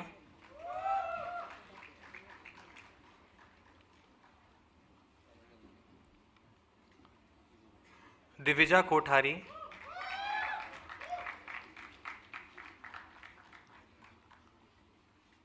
Mania Goyal.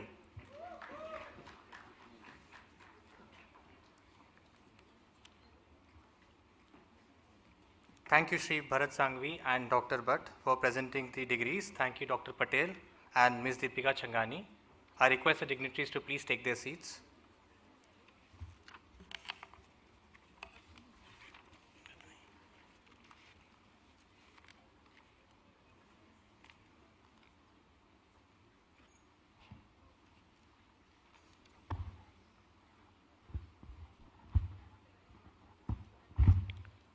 Honorable Chancellor's nominee and Vice President, SVKM, Shri Bharat Sangvi, I present before you 11 students of MSc Economics program starting with Aditya Mahajan, 214 students of BSc Economics program starting with Abiri Kondapalli, 38 students of Master of Law Corporate Law program starting with Ashita Joban Putra, 31 students of LLM Intellectual Property Law program starting with Mahadevan Iyer, 24 students of Master of Law Constitutional Law program starting with Dhruti Karya, 31 students of Master of Law Financial Regulation starting with Agarwal Udayan, 14 students of Master of Law Criminal Laws program starting with Dhruv Nayak, 54 students of BA LLB Honours program starting with Priyal Agrawal, 53 students of BBA LLB Honours program starting with Aman Ahmed, who have successfully completed the program.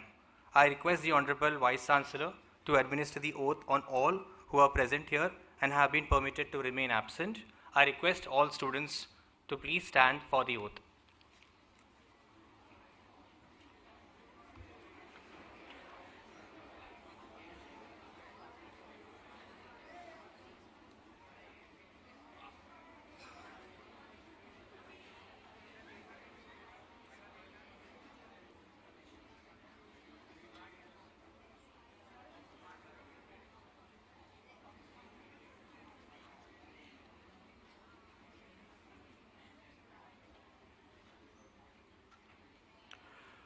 By virtue of the power vested in me by the Board of Management of SVKM's NMIMS as Vice Chancellor, I hereby declare all of you who are present and those who are permitted to remain absent are admitted to their respective degrees. I hereby charge you to uphold the dignity and the value of the degree awarded to you by this university in your life and profession. I request nominee of the Honorable Chancellor, SVKM's NMIMS and Vice President of SVKM, Shri Bharatbhai Sangviji, to confer the degrees. I confirm the degrees to all.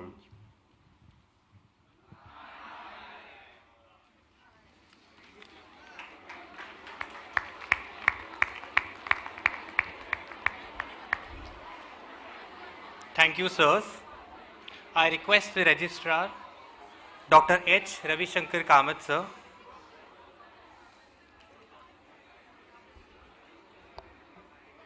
to present the degrees, to present the Register of Graduates to the nominee of Honorable Chancellor for his signature. I request all students to please remain seated.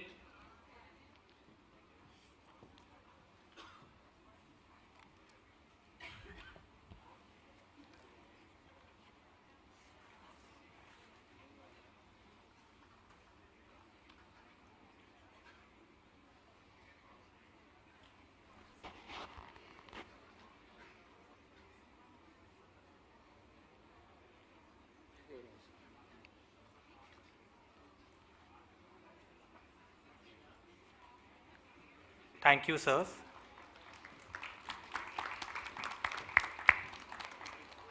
We now turn to declare awards to our exceptional students for their activities in NMIMS. I request our Honorable Chief Guest, Mr. S. Ramadurai, to present the awards to the distinguished award winners of the two schools. I also request our Vice Chancellor, Dr. Amish Bhatt, to please accompany him. I request the Director, Professor Amita Vaidya, to please declare the special awards for SARLA Anil Modi School of Economics and School of Economics, Bengaluru.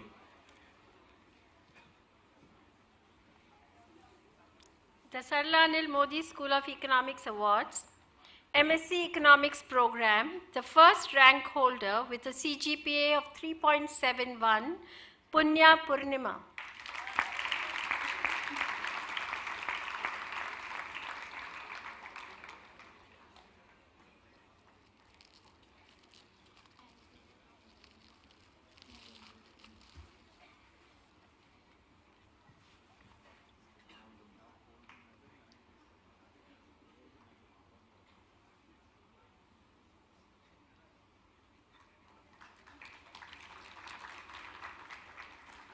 Please applaud.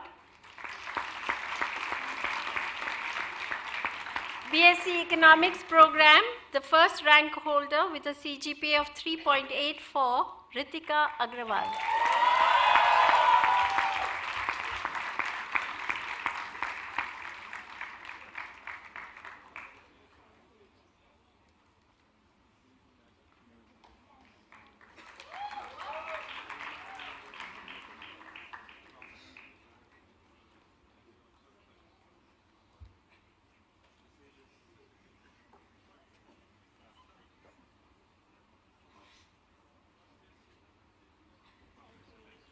The second rank holder with a CGPA of 3.83, Gautam Sodani. I don't think he's here.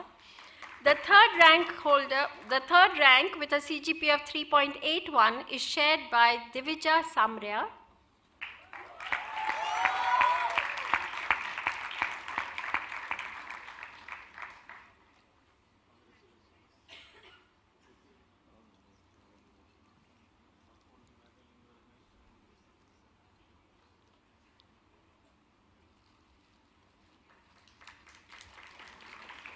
And Ayushi Sachidanand.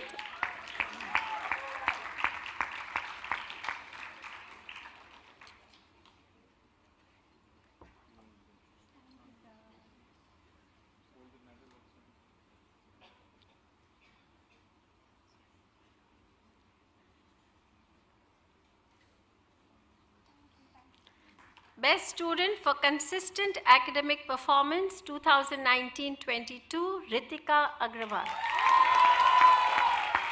Congratulations.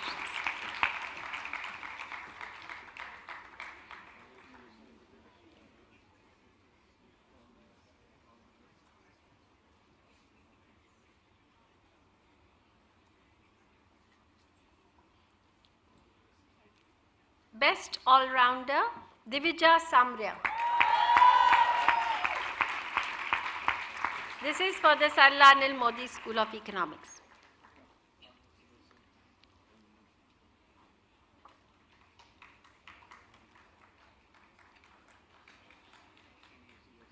Best Organizer, Aryan Goswami.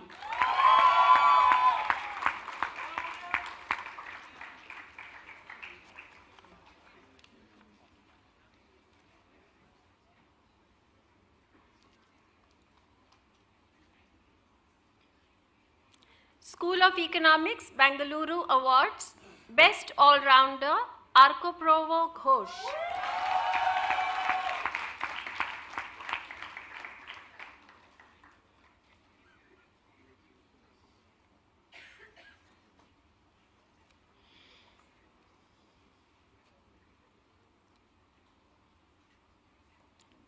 Best Organizer, Umang Tyagi.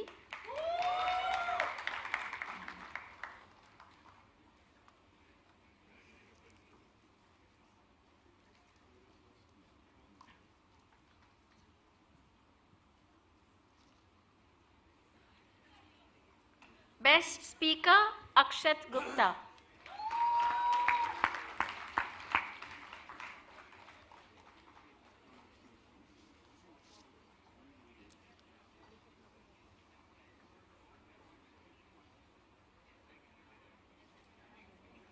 Best Faculty Award 2021-22 goes to Professor Nahid Fatima.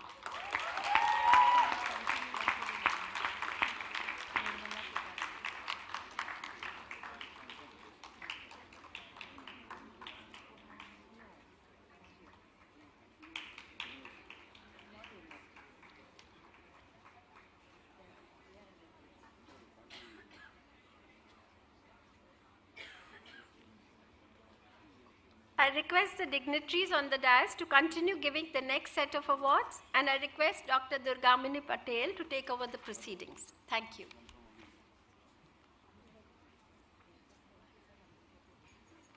Thank you, Madam. Now I call upon the LLM students, the first rank holder in Masters of Law in Corporate Law with CGPA of 3.91, Archana Swaminathan.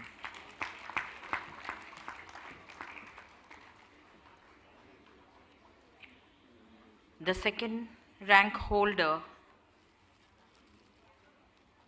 in Masters of Law LLM in Corporate Law with CGPA of 3090, Sakshi Sharma.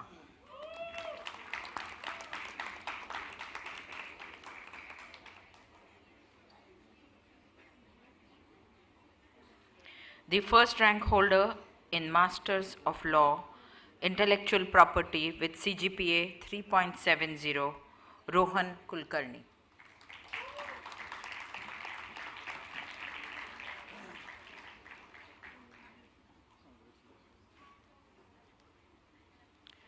The second rank holder in Masters of Law in Intellectual Property with CGPA of 3.63, Krishna Thakkar.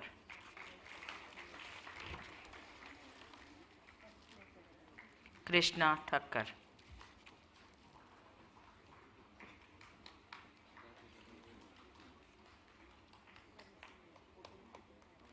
The first rank holder in Masters of Law in Constitutional Law with a CGPA of 3.57, Mr. Indrajit Ghagarkar.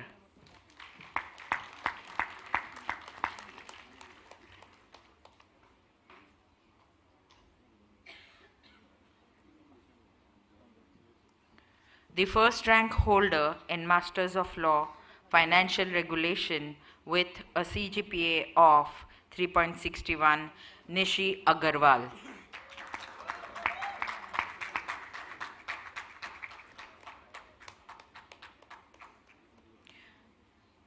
The second rank holder in Masters of Law in Financial Regulation with CGPA of 3.54 is Jainam Dedia.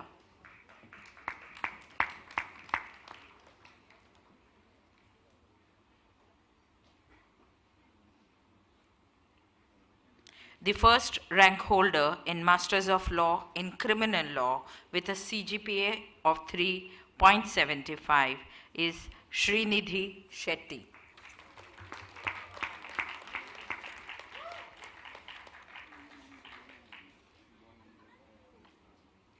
Now coming to the undergraduates, the first rank holder in BA LLB Honors with a CGPA of 3.91 is Saloni Khandelwal.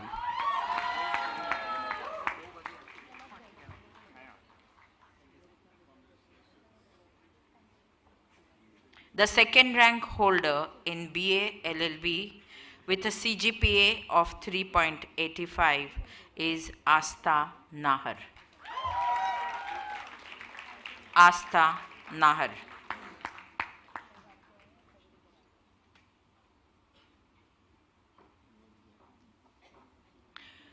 The first rank holder in BBA LLB with a CGPA of 3.92 is Rashi Vaishya. Rashi Vaishya.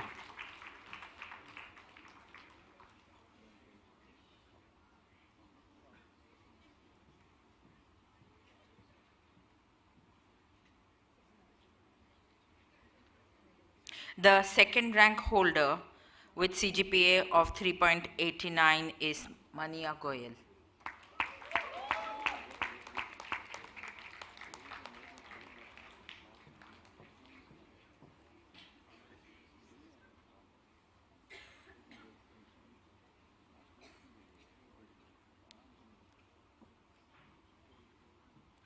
The best all-rounder for the academic year 2021-22 goes to Saloni Khandelwal.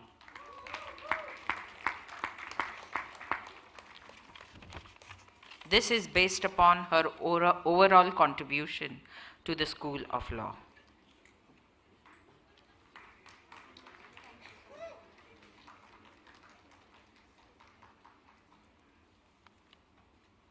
Now the Best Faculty Award for 2022 is shared by 3 professors for their contribution to the school. Dr. Vrinda Mohan,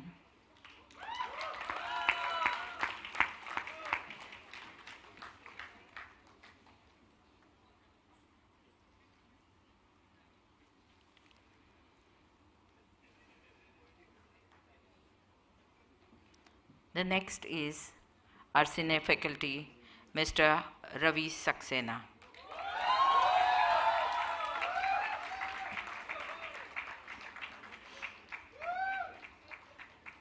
And Dr. Karishma Desai.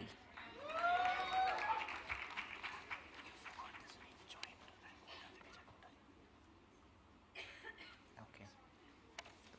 Should I call her? Yeah. Okay.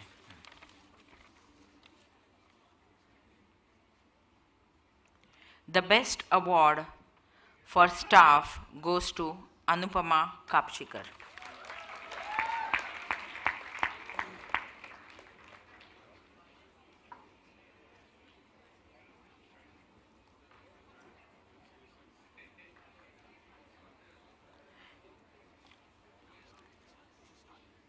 She's not here. She's here.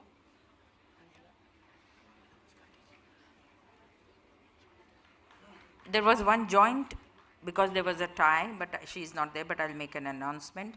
Divija Kothari in BBLLB for second rank because there was a tie. Is she there? Yes, okay. She's sharing this second position with Rashvi Vaishya. Divija Kothari.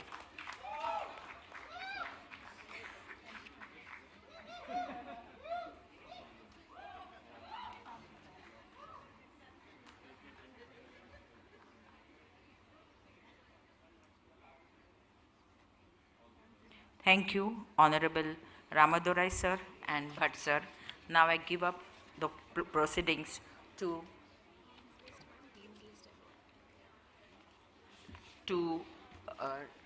Nambiar sir.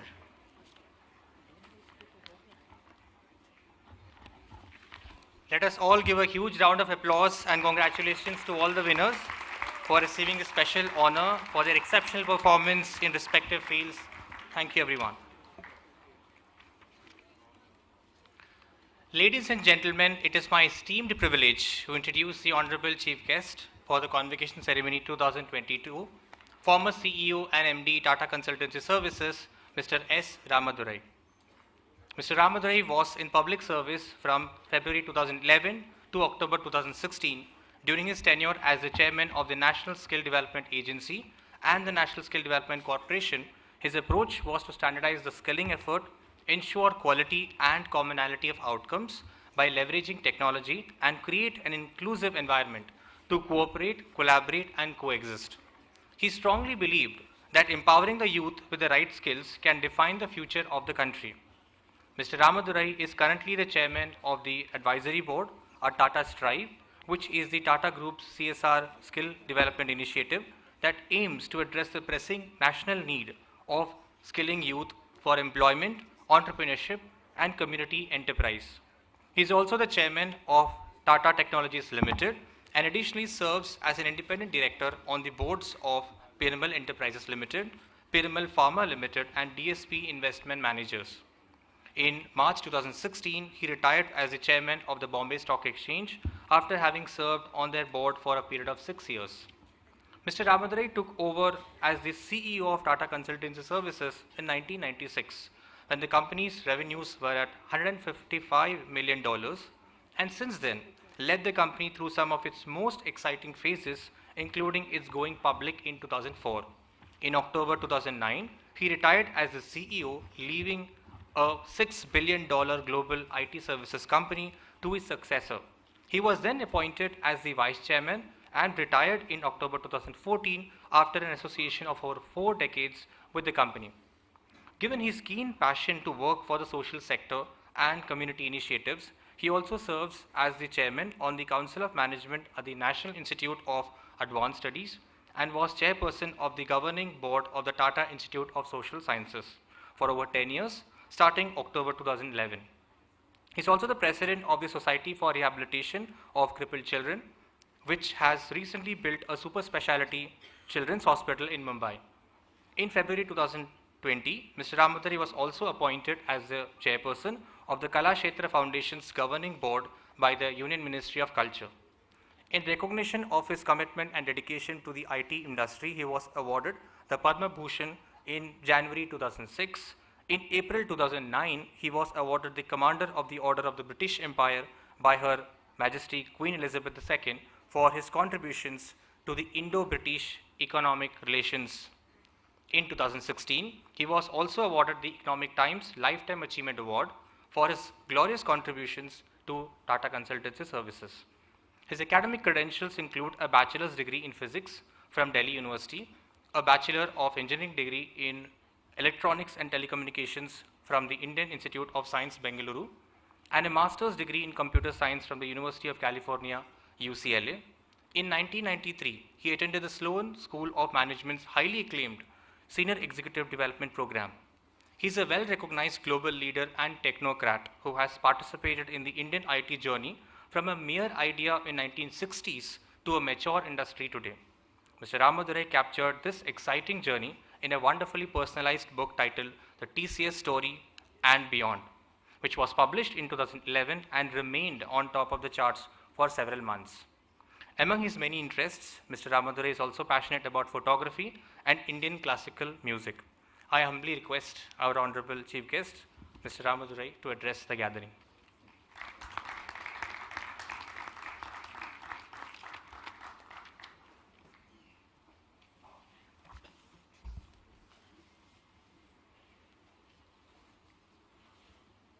Now, before I start, I wanted to wish all of you a very happy Vinayaka Chaturthi, happy 75 years of independence, and a very happy Teachers' Day which falls on the 5th of September. Shri Bharat Sanghvi, Trustee NMIMS and nominee of the Honorable Chancellor, Dr. Ramesh Bhatt, Vice Chancellor, Dr. Meena Krishnakar Chintamaneni, Pro Vice Chancellor, Dr. H. Ravi Shankar Kamath, Registrar, Dr. Amita Vaidya, Director, Dean, SARLA ANIL Modi School of Economics, Dr. Durgambini Patel, Dean, KIRIT P. MEHTA School of Law, members of the NMIMS leadership team, distinguished faculty, graduating students and their proud parents, ladies and gentlemen, a very, very good afternoon to all of you. I think let me start by thanking the NMIMS University for inviting me to this graduation ceremony of both the SARLA ANIL Modi School of Economics, Mumbai, School of Economics, Bengaluru, and KIRIT P. MEHTA School of Law, Mumbai. It's an absolute pleasure and privilege to be amongst you all today. Let me start by congratulating all of those students who are graduating today. It's one of the most memorable days for them and their parents, and of course their teachers who made it possible. And it certainly takes me to my graduation day and how it is such a great moment of joy and a satisfaction in your life's journey, which gives a sense of purpose and achievement, especially when you graduate from such a prestigious university. Your entire efforts during the last couple of years come to fruition, and essentially this is a milestone in terms of completion of one stage in your life and the future about to begin, which is an ongoing process. I think you will be moving out of the sheltered confines of a college and essentially entering a real world with all its challenges, with its ups and downs, amplified by the current wave of technology, namely the World Wide Web and the connected world which you are all a part of. Now, in the student life on this campus, all of you must have concentrated on your academics to put in the best to achieve today's success. And when we look at the process of transition to the next stage, it's always one of concern. It's not that easy. But I think the inputs you have received in terms of the value systems and the training that you have acquired on this campus, you all will be able to face this world with confidence, wherever you are. Now, your responsibilities in this new stage is not only about yourself, but towards your family and, more importantly, the society at large. Now, when we look at the world today, which is essentially a circular economy, it's being driven by the combination of sustainable development and environmental protection in protection and consumption of products and services. And that is what is at the center stage in terms of what the planet is facing, what the world is facing. I think whatever you do, compassion, collaboration, and commitment to excellence and honesty of purpose must be reinforced and must be a way of life. From a nation's point of view, we welcome you as our next generation of lawyers, financial professionals, economists, managers, and leaders. In a sense, your future is intertwined with the future of this country and the planet, because sustainability is at center, as I said. And more importantly, you have an opportunity to shape it as young professionals, young graduates. I would just wish you the very best, and may you grow up to provide effective leadership in various walks of life over this century. The corporate leadership or any leadership is increasingly recognizing that the customers are stressing on responsible leadership, responsible from an environmental impact perspective. Future leaders must handle convergence of society, economy, and environment with deep levels of circularity than as independent silos. I think your graduation is at an envious stage in the history of India. Essentially, you are going to be one of the first batches to graduate in what we call as India's Amrit Kal, the period between now and 2047, when India will be celebrating 100 years of its independence. India is set to create history during this Amrit Kal, and each one of you will be contributing towards that. When we grew up, the situation was very different in the 1960s and 70s, and that's the time we graduated. The growth rate of the country was less than 3%, and we had a very different set of problems with widespread socio-economic disparities and inequalities very visible across the country. The war with Pakistan had just finished, leading to the liberation of Bangladesh in 1971. And not to forget the two wars and the terrible drought in East India, eastern part of the country in the decade of the 1960s. When you look at the situation now, it's quite different. And I can assure you that you are lucky to be graduating at a time when India seems poised for an extended period of rapid growth. A bright future awaits all of us, irrespective of the age, gender, diversity. There is renewed interest globally in the potential of India, both as a market and as a base for industry. The knowledge capital, potential, and the IT industry have led from the front. Global economic events and our political intent have also been keen factors for attention towards this country. What it means is greater opportunities for the youth of our country, especially those with skills and a strong academic background. It's a combination of both academic background as well as skills, what you can do with your hand in addition to your mind. These opportunities await each one of you, and it's for you to make the most of it. If not merely for your own growth, but for also the growth of the society and the country. Two key points come to my mind. One, investments have to be measured on the sustainability impact and not just economic or social or socio-economic impact. Second, recognition of waste as wealth, and there should be an organizational culture or change, both internal and external, to eliminate or reduce waste, which is one of the hallmarks of what we have done in the last 60, 70 years, which is beginning to hit us every day, hitting the planet and the weather patterns, the biodiversity, every one of them is being impacted. In the last 8 years, the Government of India has launched several ambitious initiatives which have all given a great impetus to the country's all-round growth. And I just narrate a few of them.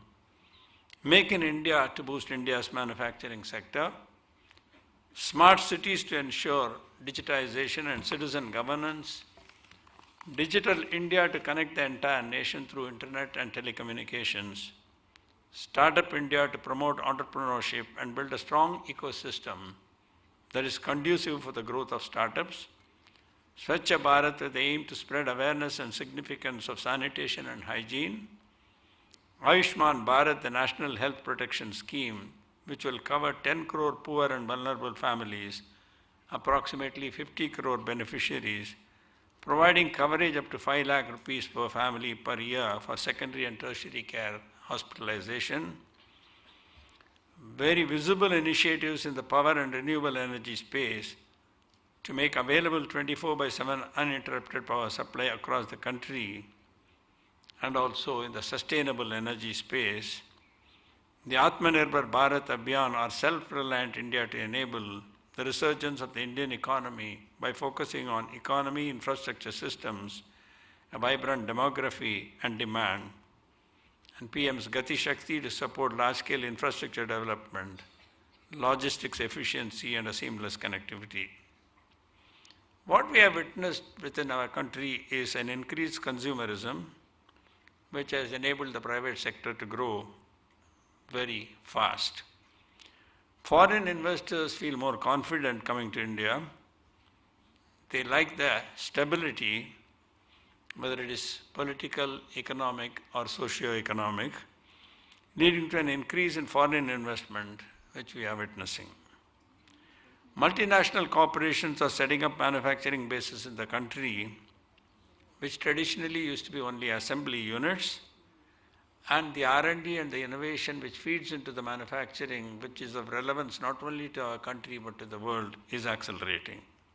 And within our own group of Tata, there are a number of such initiatives, whether in the medical devices, whether it's in the semiconductor space or in the renewable energy, new plans, new capabilities, new opportunities, which means whether they are graduates in economics, whether they are graduates in legal profession or law, or any of those will have a relevance for the future in a big way.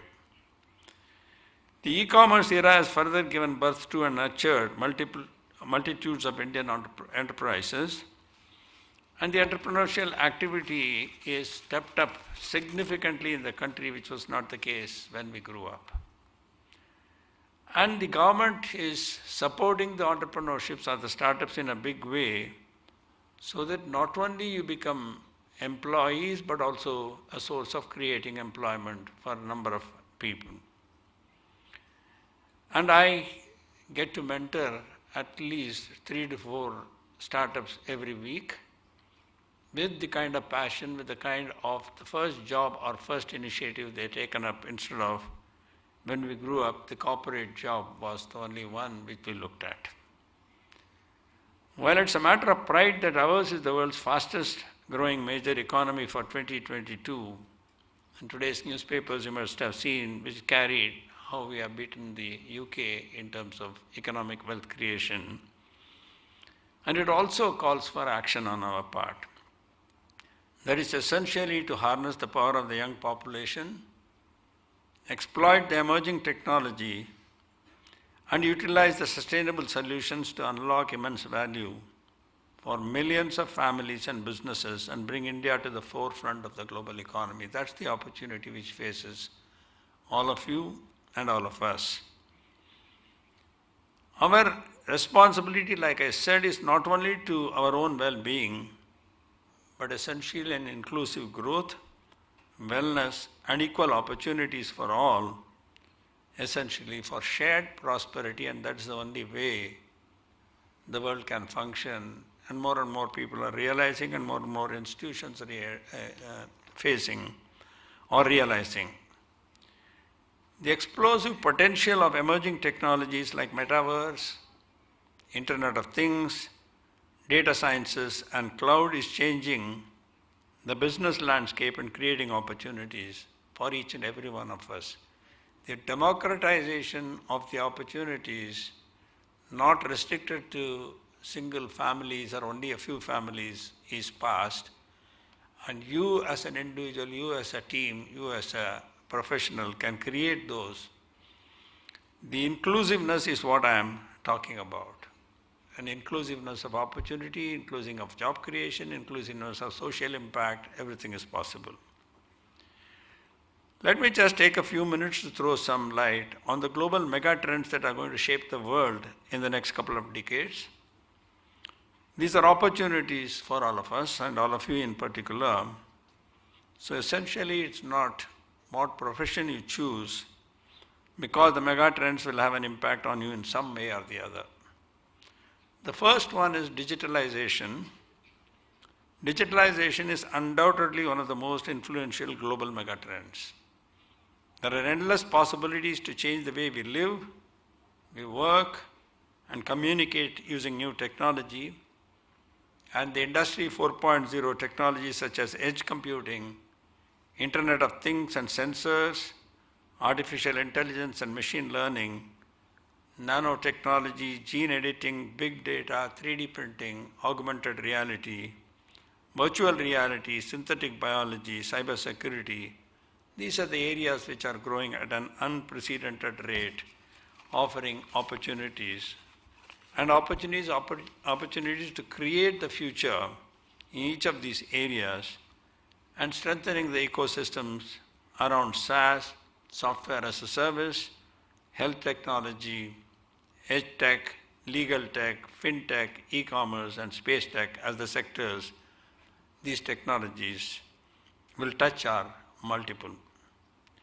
The integration of technology could make the delivery of justice more affordable and convenient. If you know, there are over 50 million cases pending in Indian courts. The court burden is at alarming levels.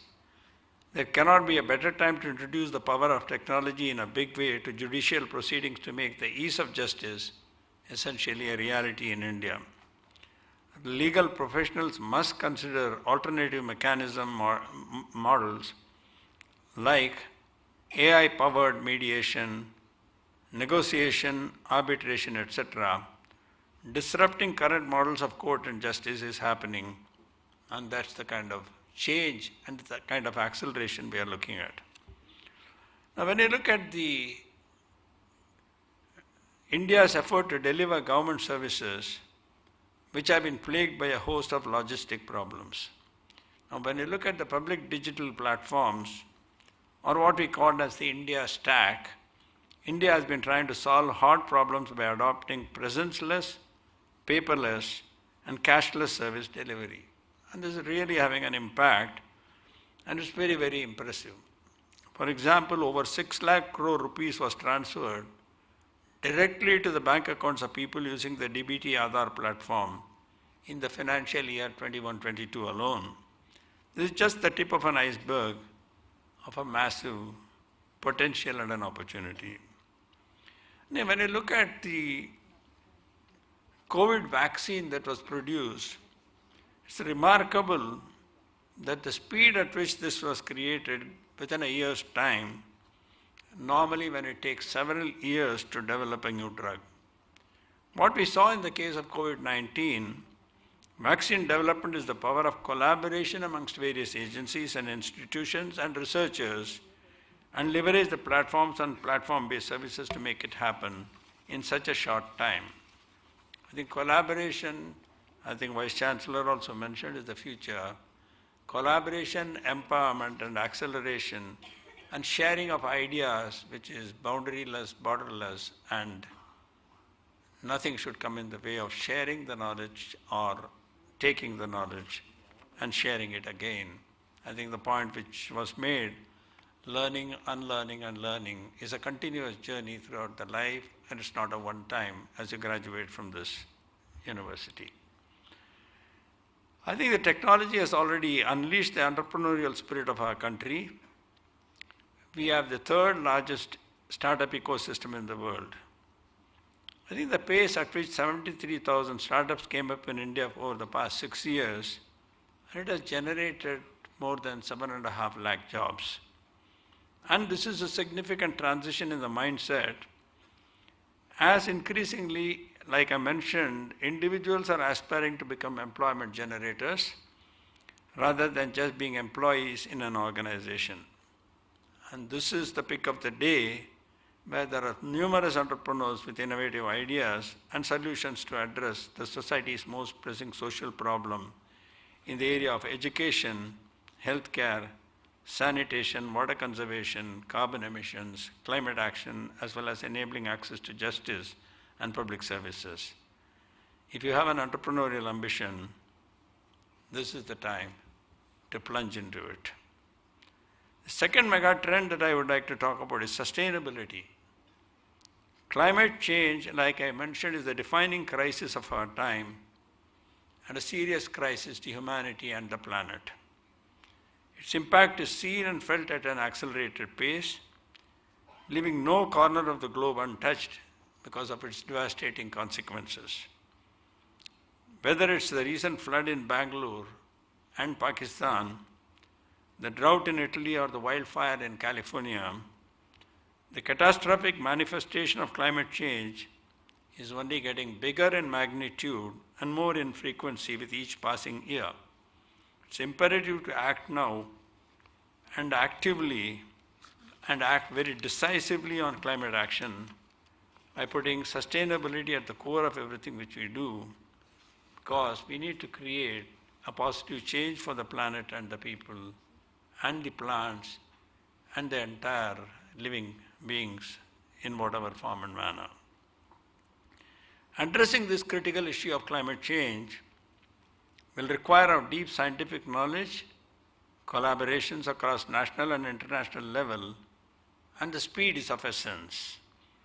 As citizens, responsible consumption and sustainable lifestyle must be embraced in the true spirit of one planet, one future. The Honorable Prime Minister's calls for human-centric collective efforts and robust action that furthers sustainable development, or what he calls the life cycle for environment movement, is an important step towards bringing a very, very behavioral change for a sustainable living. Here again, the younger minds will be able to contribute in a big way. In turn, the sustainability journey of nations and businesses globally will create newer and exciting opportunities, whether you are an economist, you are a lawyer, area of energy, infrastructure, supply chain, ESG practices, etc. I think I always took pride in working for the Tata Group, which I've been a part of for the last 50 years. That has been my only job coming back to this country in 1972. And the group is extremely committed to the sustainability principles in all of its core businesses. That's what made some of us join the group and stay with it.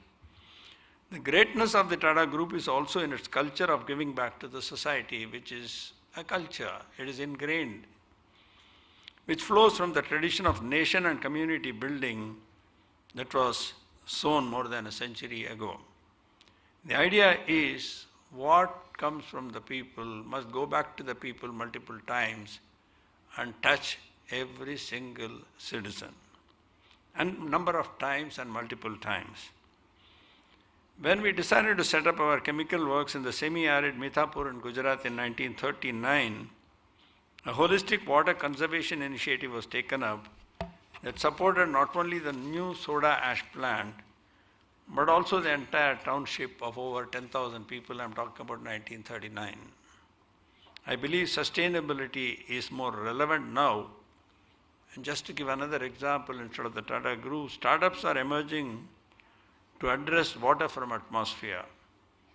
And I just reviewed a potential opportunity for an Indian Earth Science graduate who is exactly doing this at scale to produce almost 2,000 liters of water from atmosphere per day. Circularity of supply chain, waste to energy, or various assessment methodologies are all opportunities for the startup environment. The third mega trend I want to talk about was on the future of work and the future of talent, which is another most critical. And this was seen and this was addressed by the two speakers with regard to the working from home, digital, physical, phygital as we call it. So the future of work and future of talent is seeing a paradigm shift because of the changing environment. And COVID was only accelerating that trend, and technology was an enabler for accelerating that trend. I believe the future of work is already here. Smart machines will be your colleagues as they become more ubiquitous.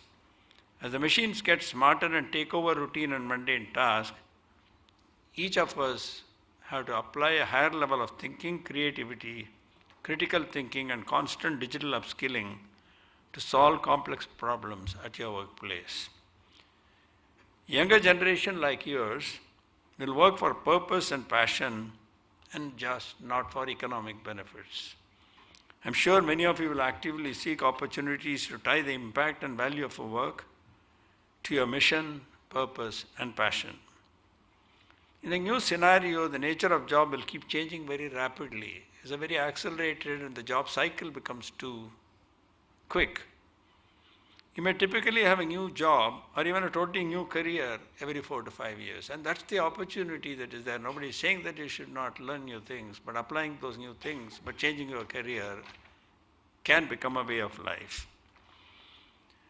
These are some skills which you might not have learned to the extent that's possible in the college. And we have to recognize knowledge and skills are essentially fungible commodities that provide opportunities for employment and entrepreneurship. The right skills and putting them to use for the betterment of self and society will take you to an accelerated and long way, essentially in your personal and professional life. Learning has to be lifelong, and this keeps repeating, and essentially a talent differentiator. It's not only an economic imperative, but a social, emotional, and a physical one as well. And we see people at 60, 70, 80, 90 years today effectively learning new things and applying those new things, whether it's a smart gadget, whether it's cooking, whether it's artisans, whether it is art forms, or in mainline subjects like law, economics, science, STEM as they call it. So the opportunities for learning and development are abundant. There are self-learning pathways, platforms, and certifications. And capturing those and maintaining our curiosity and intellectual humility will be one of the most rewarding pursuits of life. It does not only prepares you for the future of work, but brings a joy and deep sense of empowerment and fulfillment, and making the life more meaningful. And what we saw during this Commonwealth Games this year was an enormous sense of pride, and the women participation, how it accelerated, and the gold medals and the silver medals and the bronze medals won. And some of the new areas which have never been explored by this country. Let me start concluding by talking a little about the importance of compounding and the consistency in whatever we do. You must have heard of Scott Adams, the creator of the cartoon Dilbert. He says he does not have any extraordinary skills. He thinks he's a fairly good artist, a little bit funny, an okay writer, and decent at business. Now, when you multiply these mediocre skills together, you get one of the most successful cartoonists of all time. A lot of things work like that. A couple of ordinary things that you don't notice on their own create something spectacular when they mix together at the right time. One of the big leaps forward for humanity happened when we mixed copper with tin and created bronze, which is hard and made great tools and weapons. It's like 2 + 2 makes 10. Same is the case with people. It's tempting to want to find one big skill that will set you apart, but most incredible things come from compounding and doing something with consistency and diligence. Now, year 2047 will be a landmark year to look at India through the prism of development, growth, gender equality, employment, entrepreneurship, and other factors. Dream of what India should look like in 25 years, and you all need to work towards that dream. We have to lift millions out of poverty, provide quality education and health care to all, provide access to clean water and sanitation for everyone, reduce equality of any form, be it in the income equality or gender-based inequality, and create an absolute equal opportunities for all. Take care of the environment and promote sustainable and inclusive growth, and so on, to build a healthier, greener, biodiverse, and peaceful world. Both business, economics, and law have a lot of derivational assets from India's civilizational wisdom. When you talk about Kautilya's Arthashastra, is referred to as Chanakya Niti. We can see lots in Ramayana and Mahabharata, essentially the ancient scriptures and the learnings from that, and application of those becomes very, very purposeful. So I would like each and every one of you who are listening to me today, especially the graduating students, that you must take collective responsibility of all the challenges that you see around you and act towards mitigating the challenges, because each one of us can create a positive change through our active engagement, ingenuity, consistent efforts, and of course, collaboration. I clearly foresee exponential growth in our economy in the years ahead. Growth will create numerous possibilities for young and talented people like you. Indeed, most of these opportunities will be created by young entrepreneurs themselves. I see amongst you the creators of successful future startups. Your alma mater has laid the foundation stone to achieve your vision. Today, as you graduate, I urge you to set yourself a befitting goal, and having done so, utilize your skills and dedicated hard work to realize the same. Remember, you should never give up on them, as it is for those aspirations that will drive you to higher levels of success and make life purposeful and joyful. You should hold on to your goals even if you stumble. Failure is a success to the future, and the learnings from that is most important and should never be shunned. Following one's heart will have its consequences, but it will be worth it in the end. Make yourself proud, your alma mater proud, make your parents proud, and make India proud. India is a great story of growth. We have you, the youth, as India's greatest asset, without question. With these words, I would like to congratulate all the students again graduating today, and also the award winners and wish you a successful and memorable journey ahead. It is worth remembering or recalling Mahatma Gandhi's inspiring words, "The future depends on what we do in the present." Thank you. It's an honor to be here today. All the very best.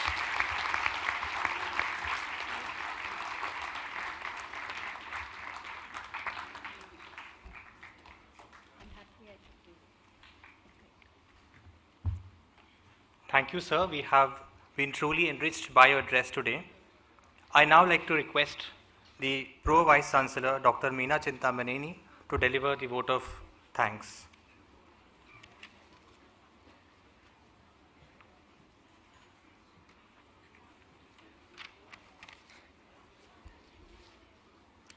Good afternoon.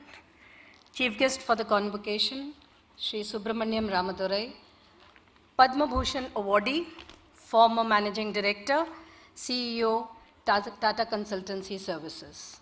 Nominee of Honorable Chancellor and Vice President SVKM, Sri Bharat Sanghvi, Dr. Ramesh Bhatt, Vice Chancellor NMIMS deemed to be University, Director Amita Vaidya, Dean Dr. Durgambini Patel, Registrar H. Ravishankar Kamath, our trustees and managing committee member and executive committee member, Mr. Kirit P. Mehta, Vaman Bhai Parekh, our managing committee member, our mentors of the schools, Shri Shalin Divetia, mentor NMIMS, who is not present here today, Shri Shailesh Bhai Patel, who is a mentor of Bangalore campus, and Shri Harshal Shah, who is the mentor of Kirit P. Mehta School of Law, invited guests, few parents who are watching us online, and all my graduating students, staff, and faculty members. I have a proud privilege of presenting and proposing the vote of thanks. We profusely thank our chief guest who's been present here, although of this very short notice and his busy schedule. And I'm sure all our students will take advantage of many initiatives which have been introduced by Government of India and not only aspire to be employees but also to be entrepreneurs and become employers. And surely they will work for a purpose with passion, sir. I'm sure they'll take away these thoughts of wisdom from the convocation address today. We extend our gratitude to Shri Bharat Bhai Patel, nominee of our Honorable Chancellor, to be present here today, who has always been so approachable and always open to new ideas and always giving us solutions whenever we have approached him with any kind of an issue or a concern. Thank you very much, sir. Thanks to Dr. Ramesh Bhatt, who has promoted the idea of distributive leadership at the university, and of course for his constant support and guidance. Thank you very much, sir. We really need to mention the deepest appreciation of Amita Vaidya madam and Durgambini madam with her staff and her faculty colleagues who have put in a lot of efforts from Mumbai campus and from the Bangalore campus, because of whom this event has become so momentous today. Thanks to our registrar, sir, and the university admin team, because of whom the function has been so seamless today. Thank you very much, sir. Before I end, I would like to wish all the graduating students all the very best to all of you, and I'd fail in my duty if I wouldn't mention the backing and the support of our Honorable Chancellor, Shri Amrish Bhai Patel, to give us the freedom and to work, to take his vision ahead and to work for the vision of NMIMS to be a globally admired university by 2030. I would like to recite a quote of Oprah Winfrey, who says, "So, I say to you, forget about the fast lane. If you really want to fly, just harness your power to your passion, honor your calling, Everyone has one. Trust your heart and success will come to you. Congratulations to all the graduating students and thank you one and all. Thank you.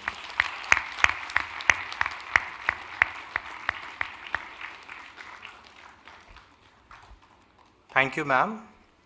I now request our registrar, Dr. Kamath sir, to take charge of the proceedings.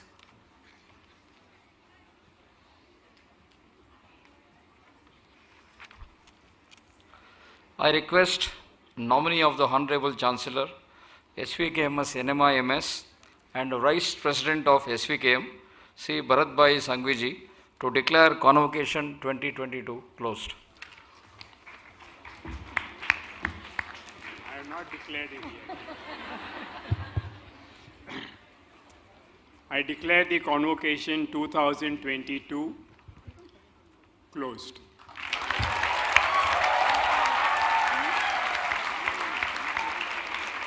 Thank you, Shri Bharat Sanghvi and Dr. Chintamaneni and Dr. Kamath sir.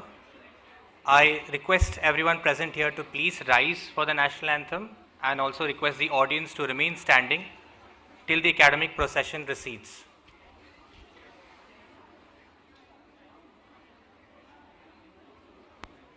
जनगण मन अधिनायक जय हे भारत भाग्य विधाता पंजाब सिंध गुजरात मराठा द्राविड उत्कल बंगा विंध्य हिमाचल यमुना गंगा उच्चल जलधि तरंगा तव शुभ नामे जागे तव शुभ आशीष मांगे गाहे तव जय गाथा जन गण मंगलदायक जय हे भारत भाग्य विधाता जय हे जय हे जय हे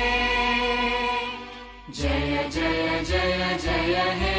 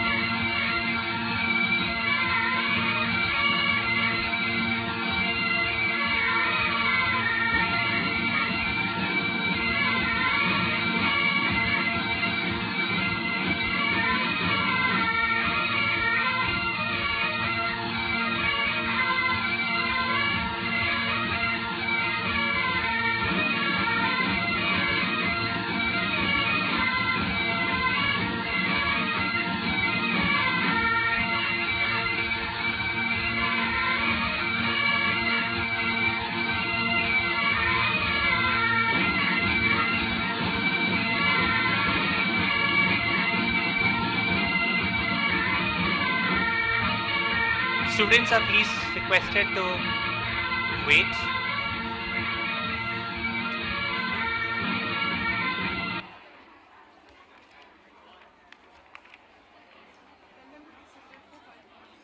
Please be seated for 5 minutes.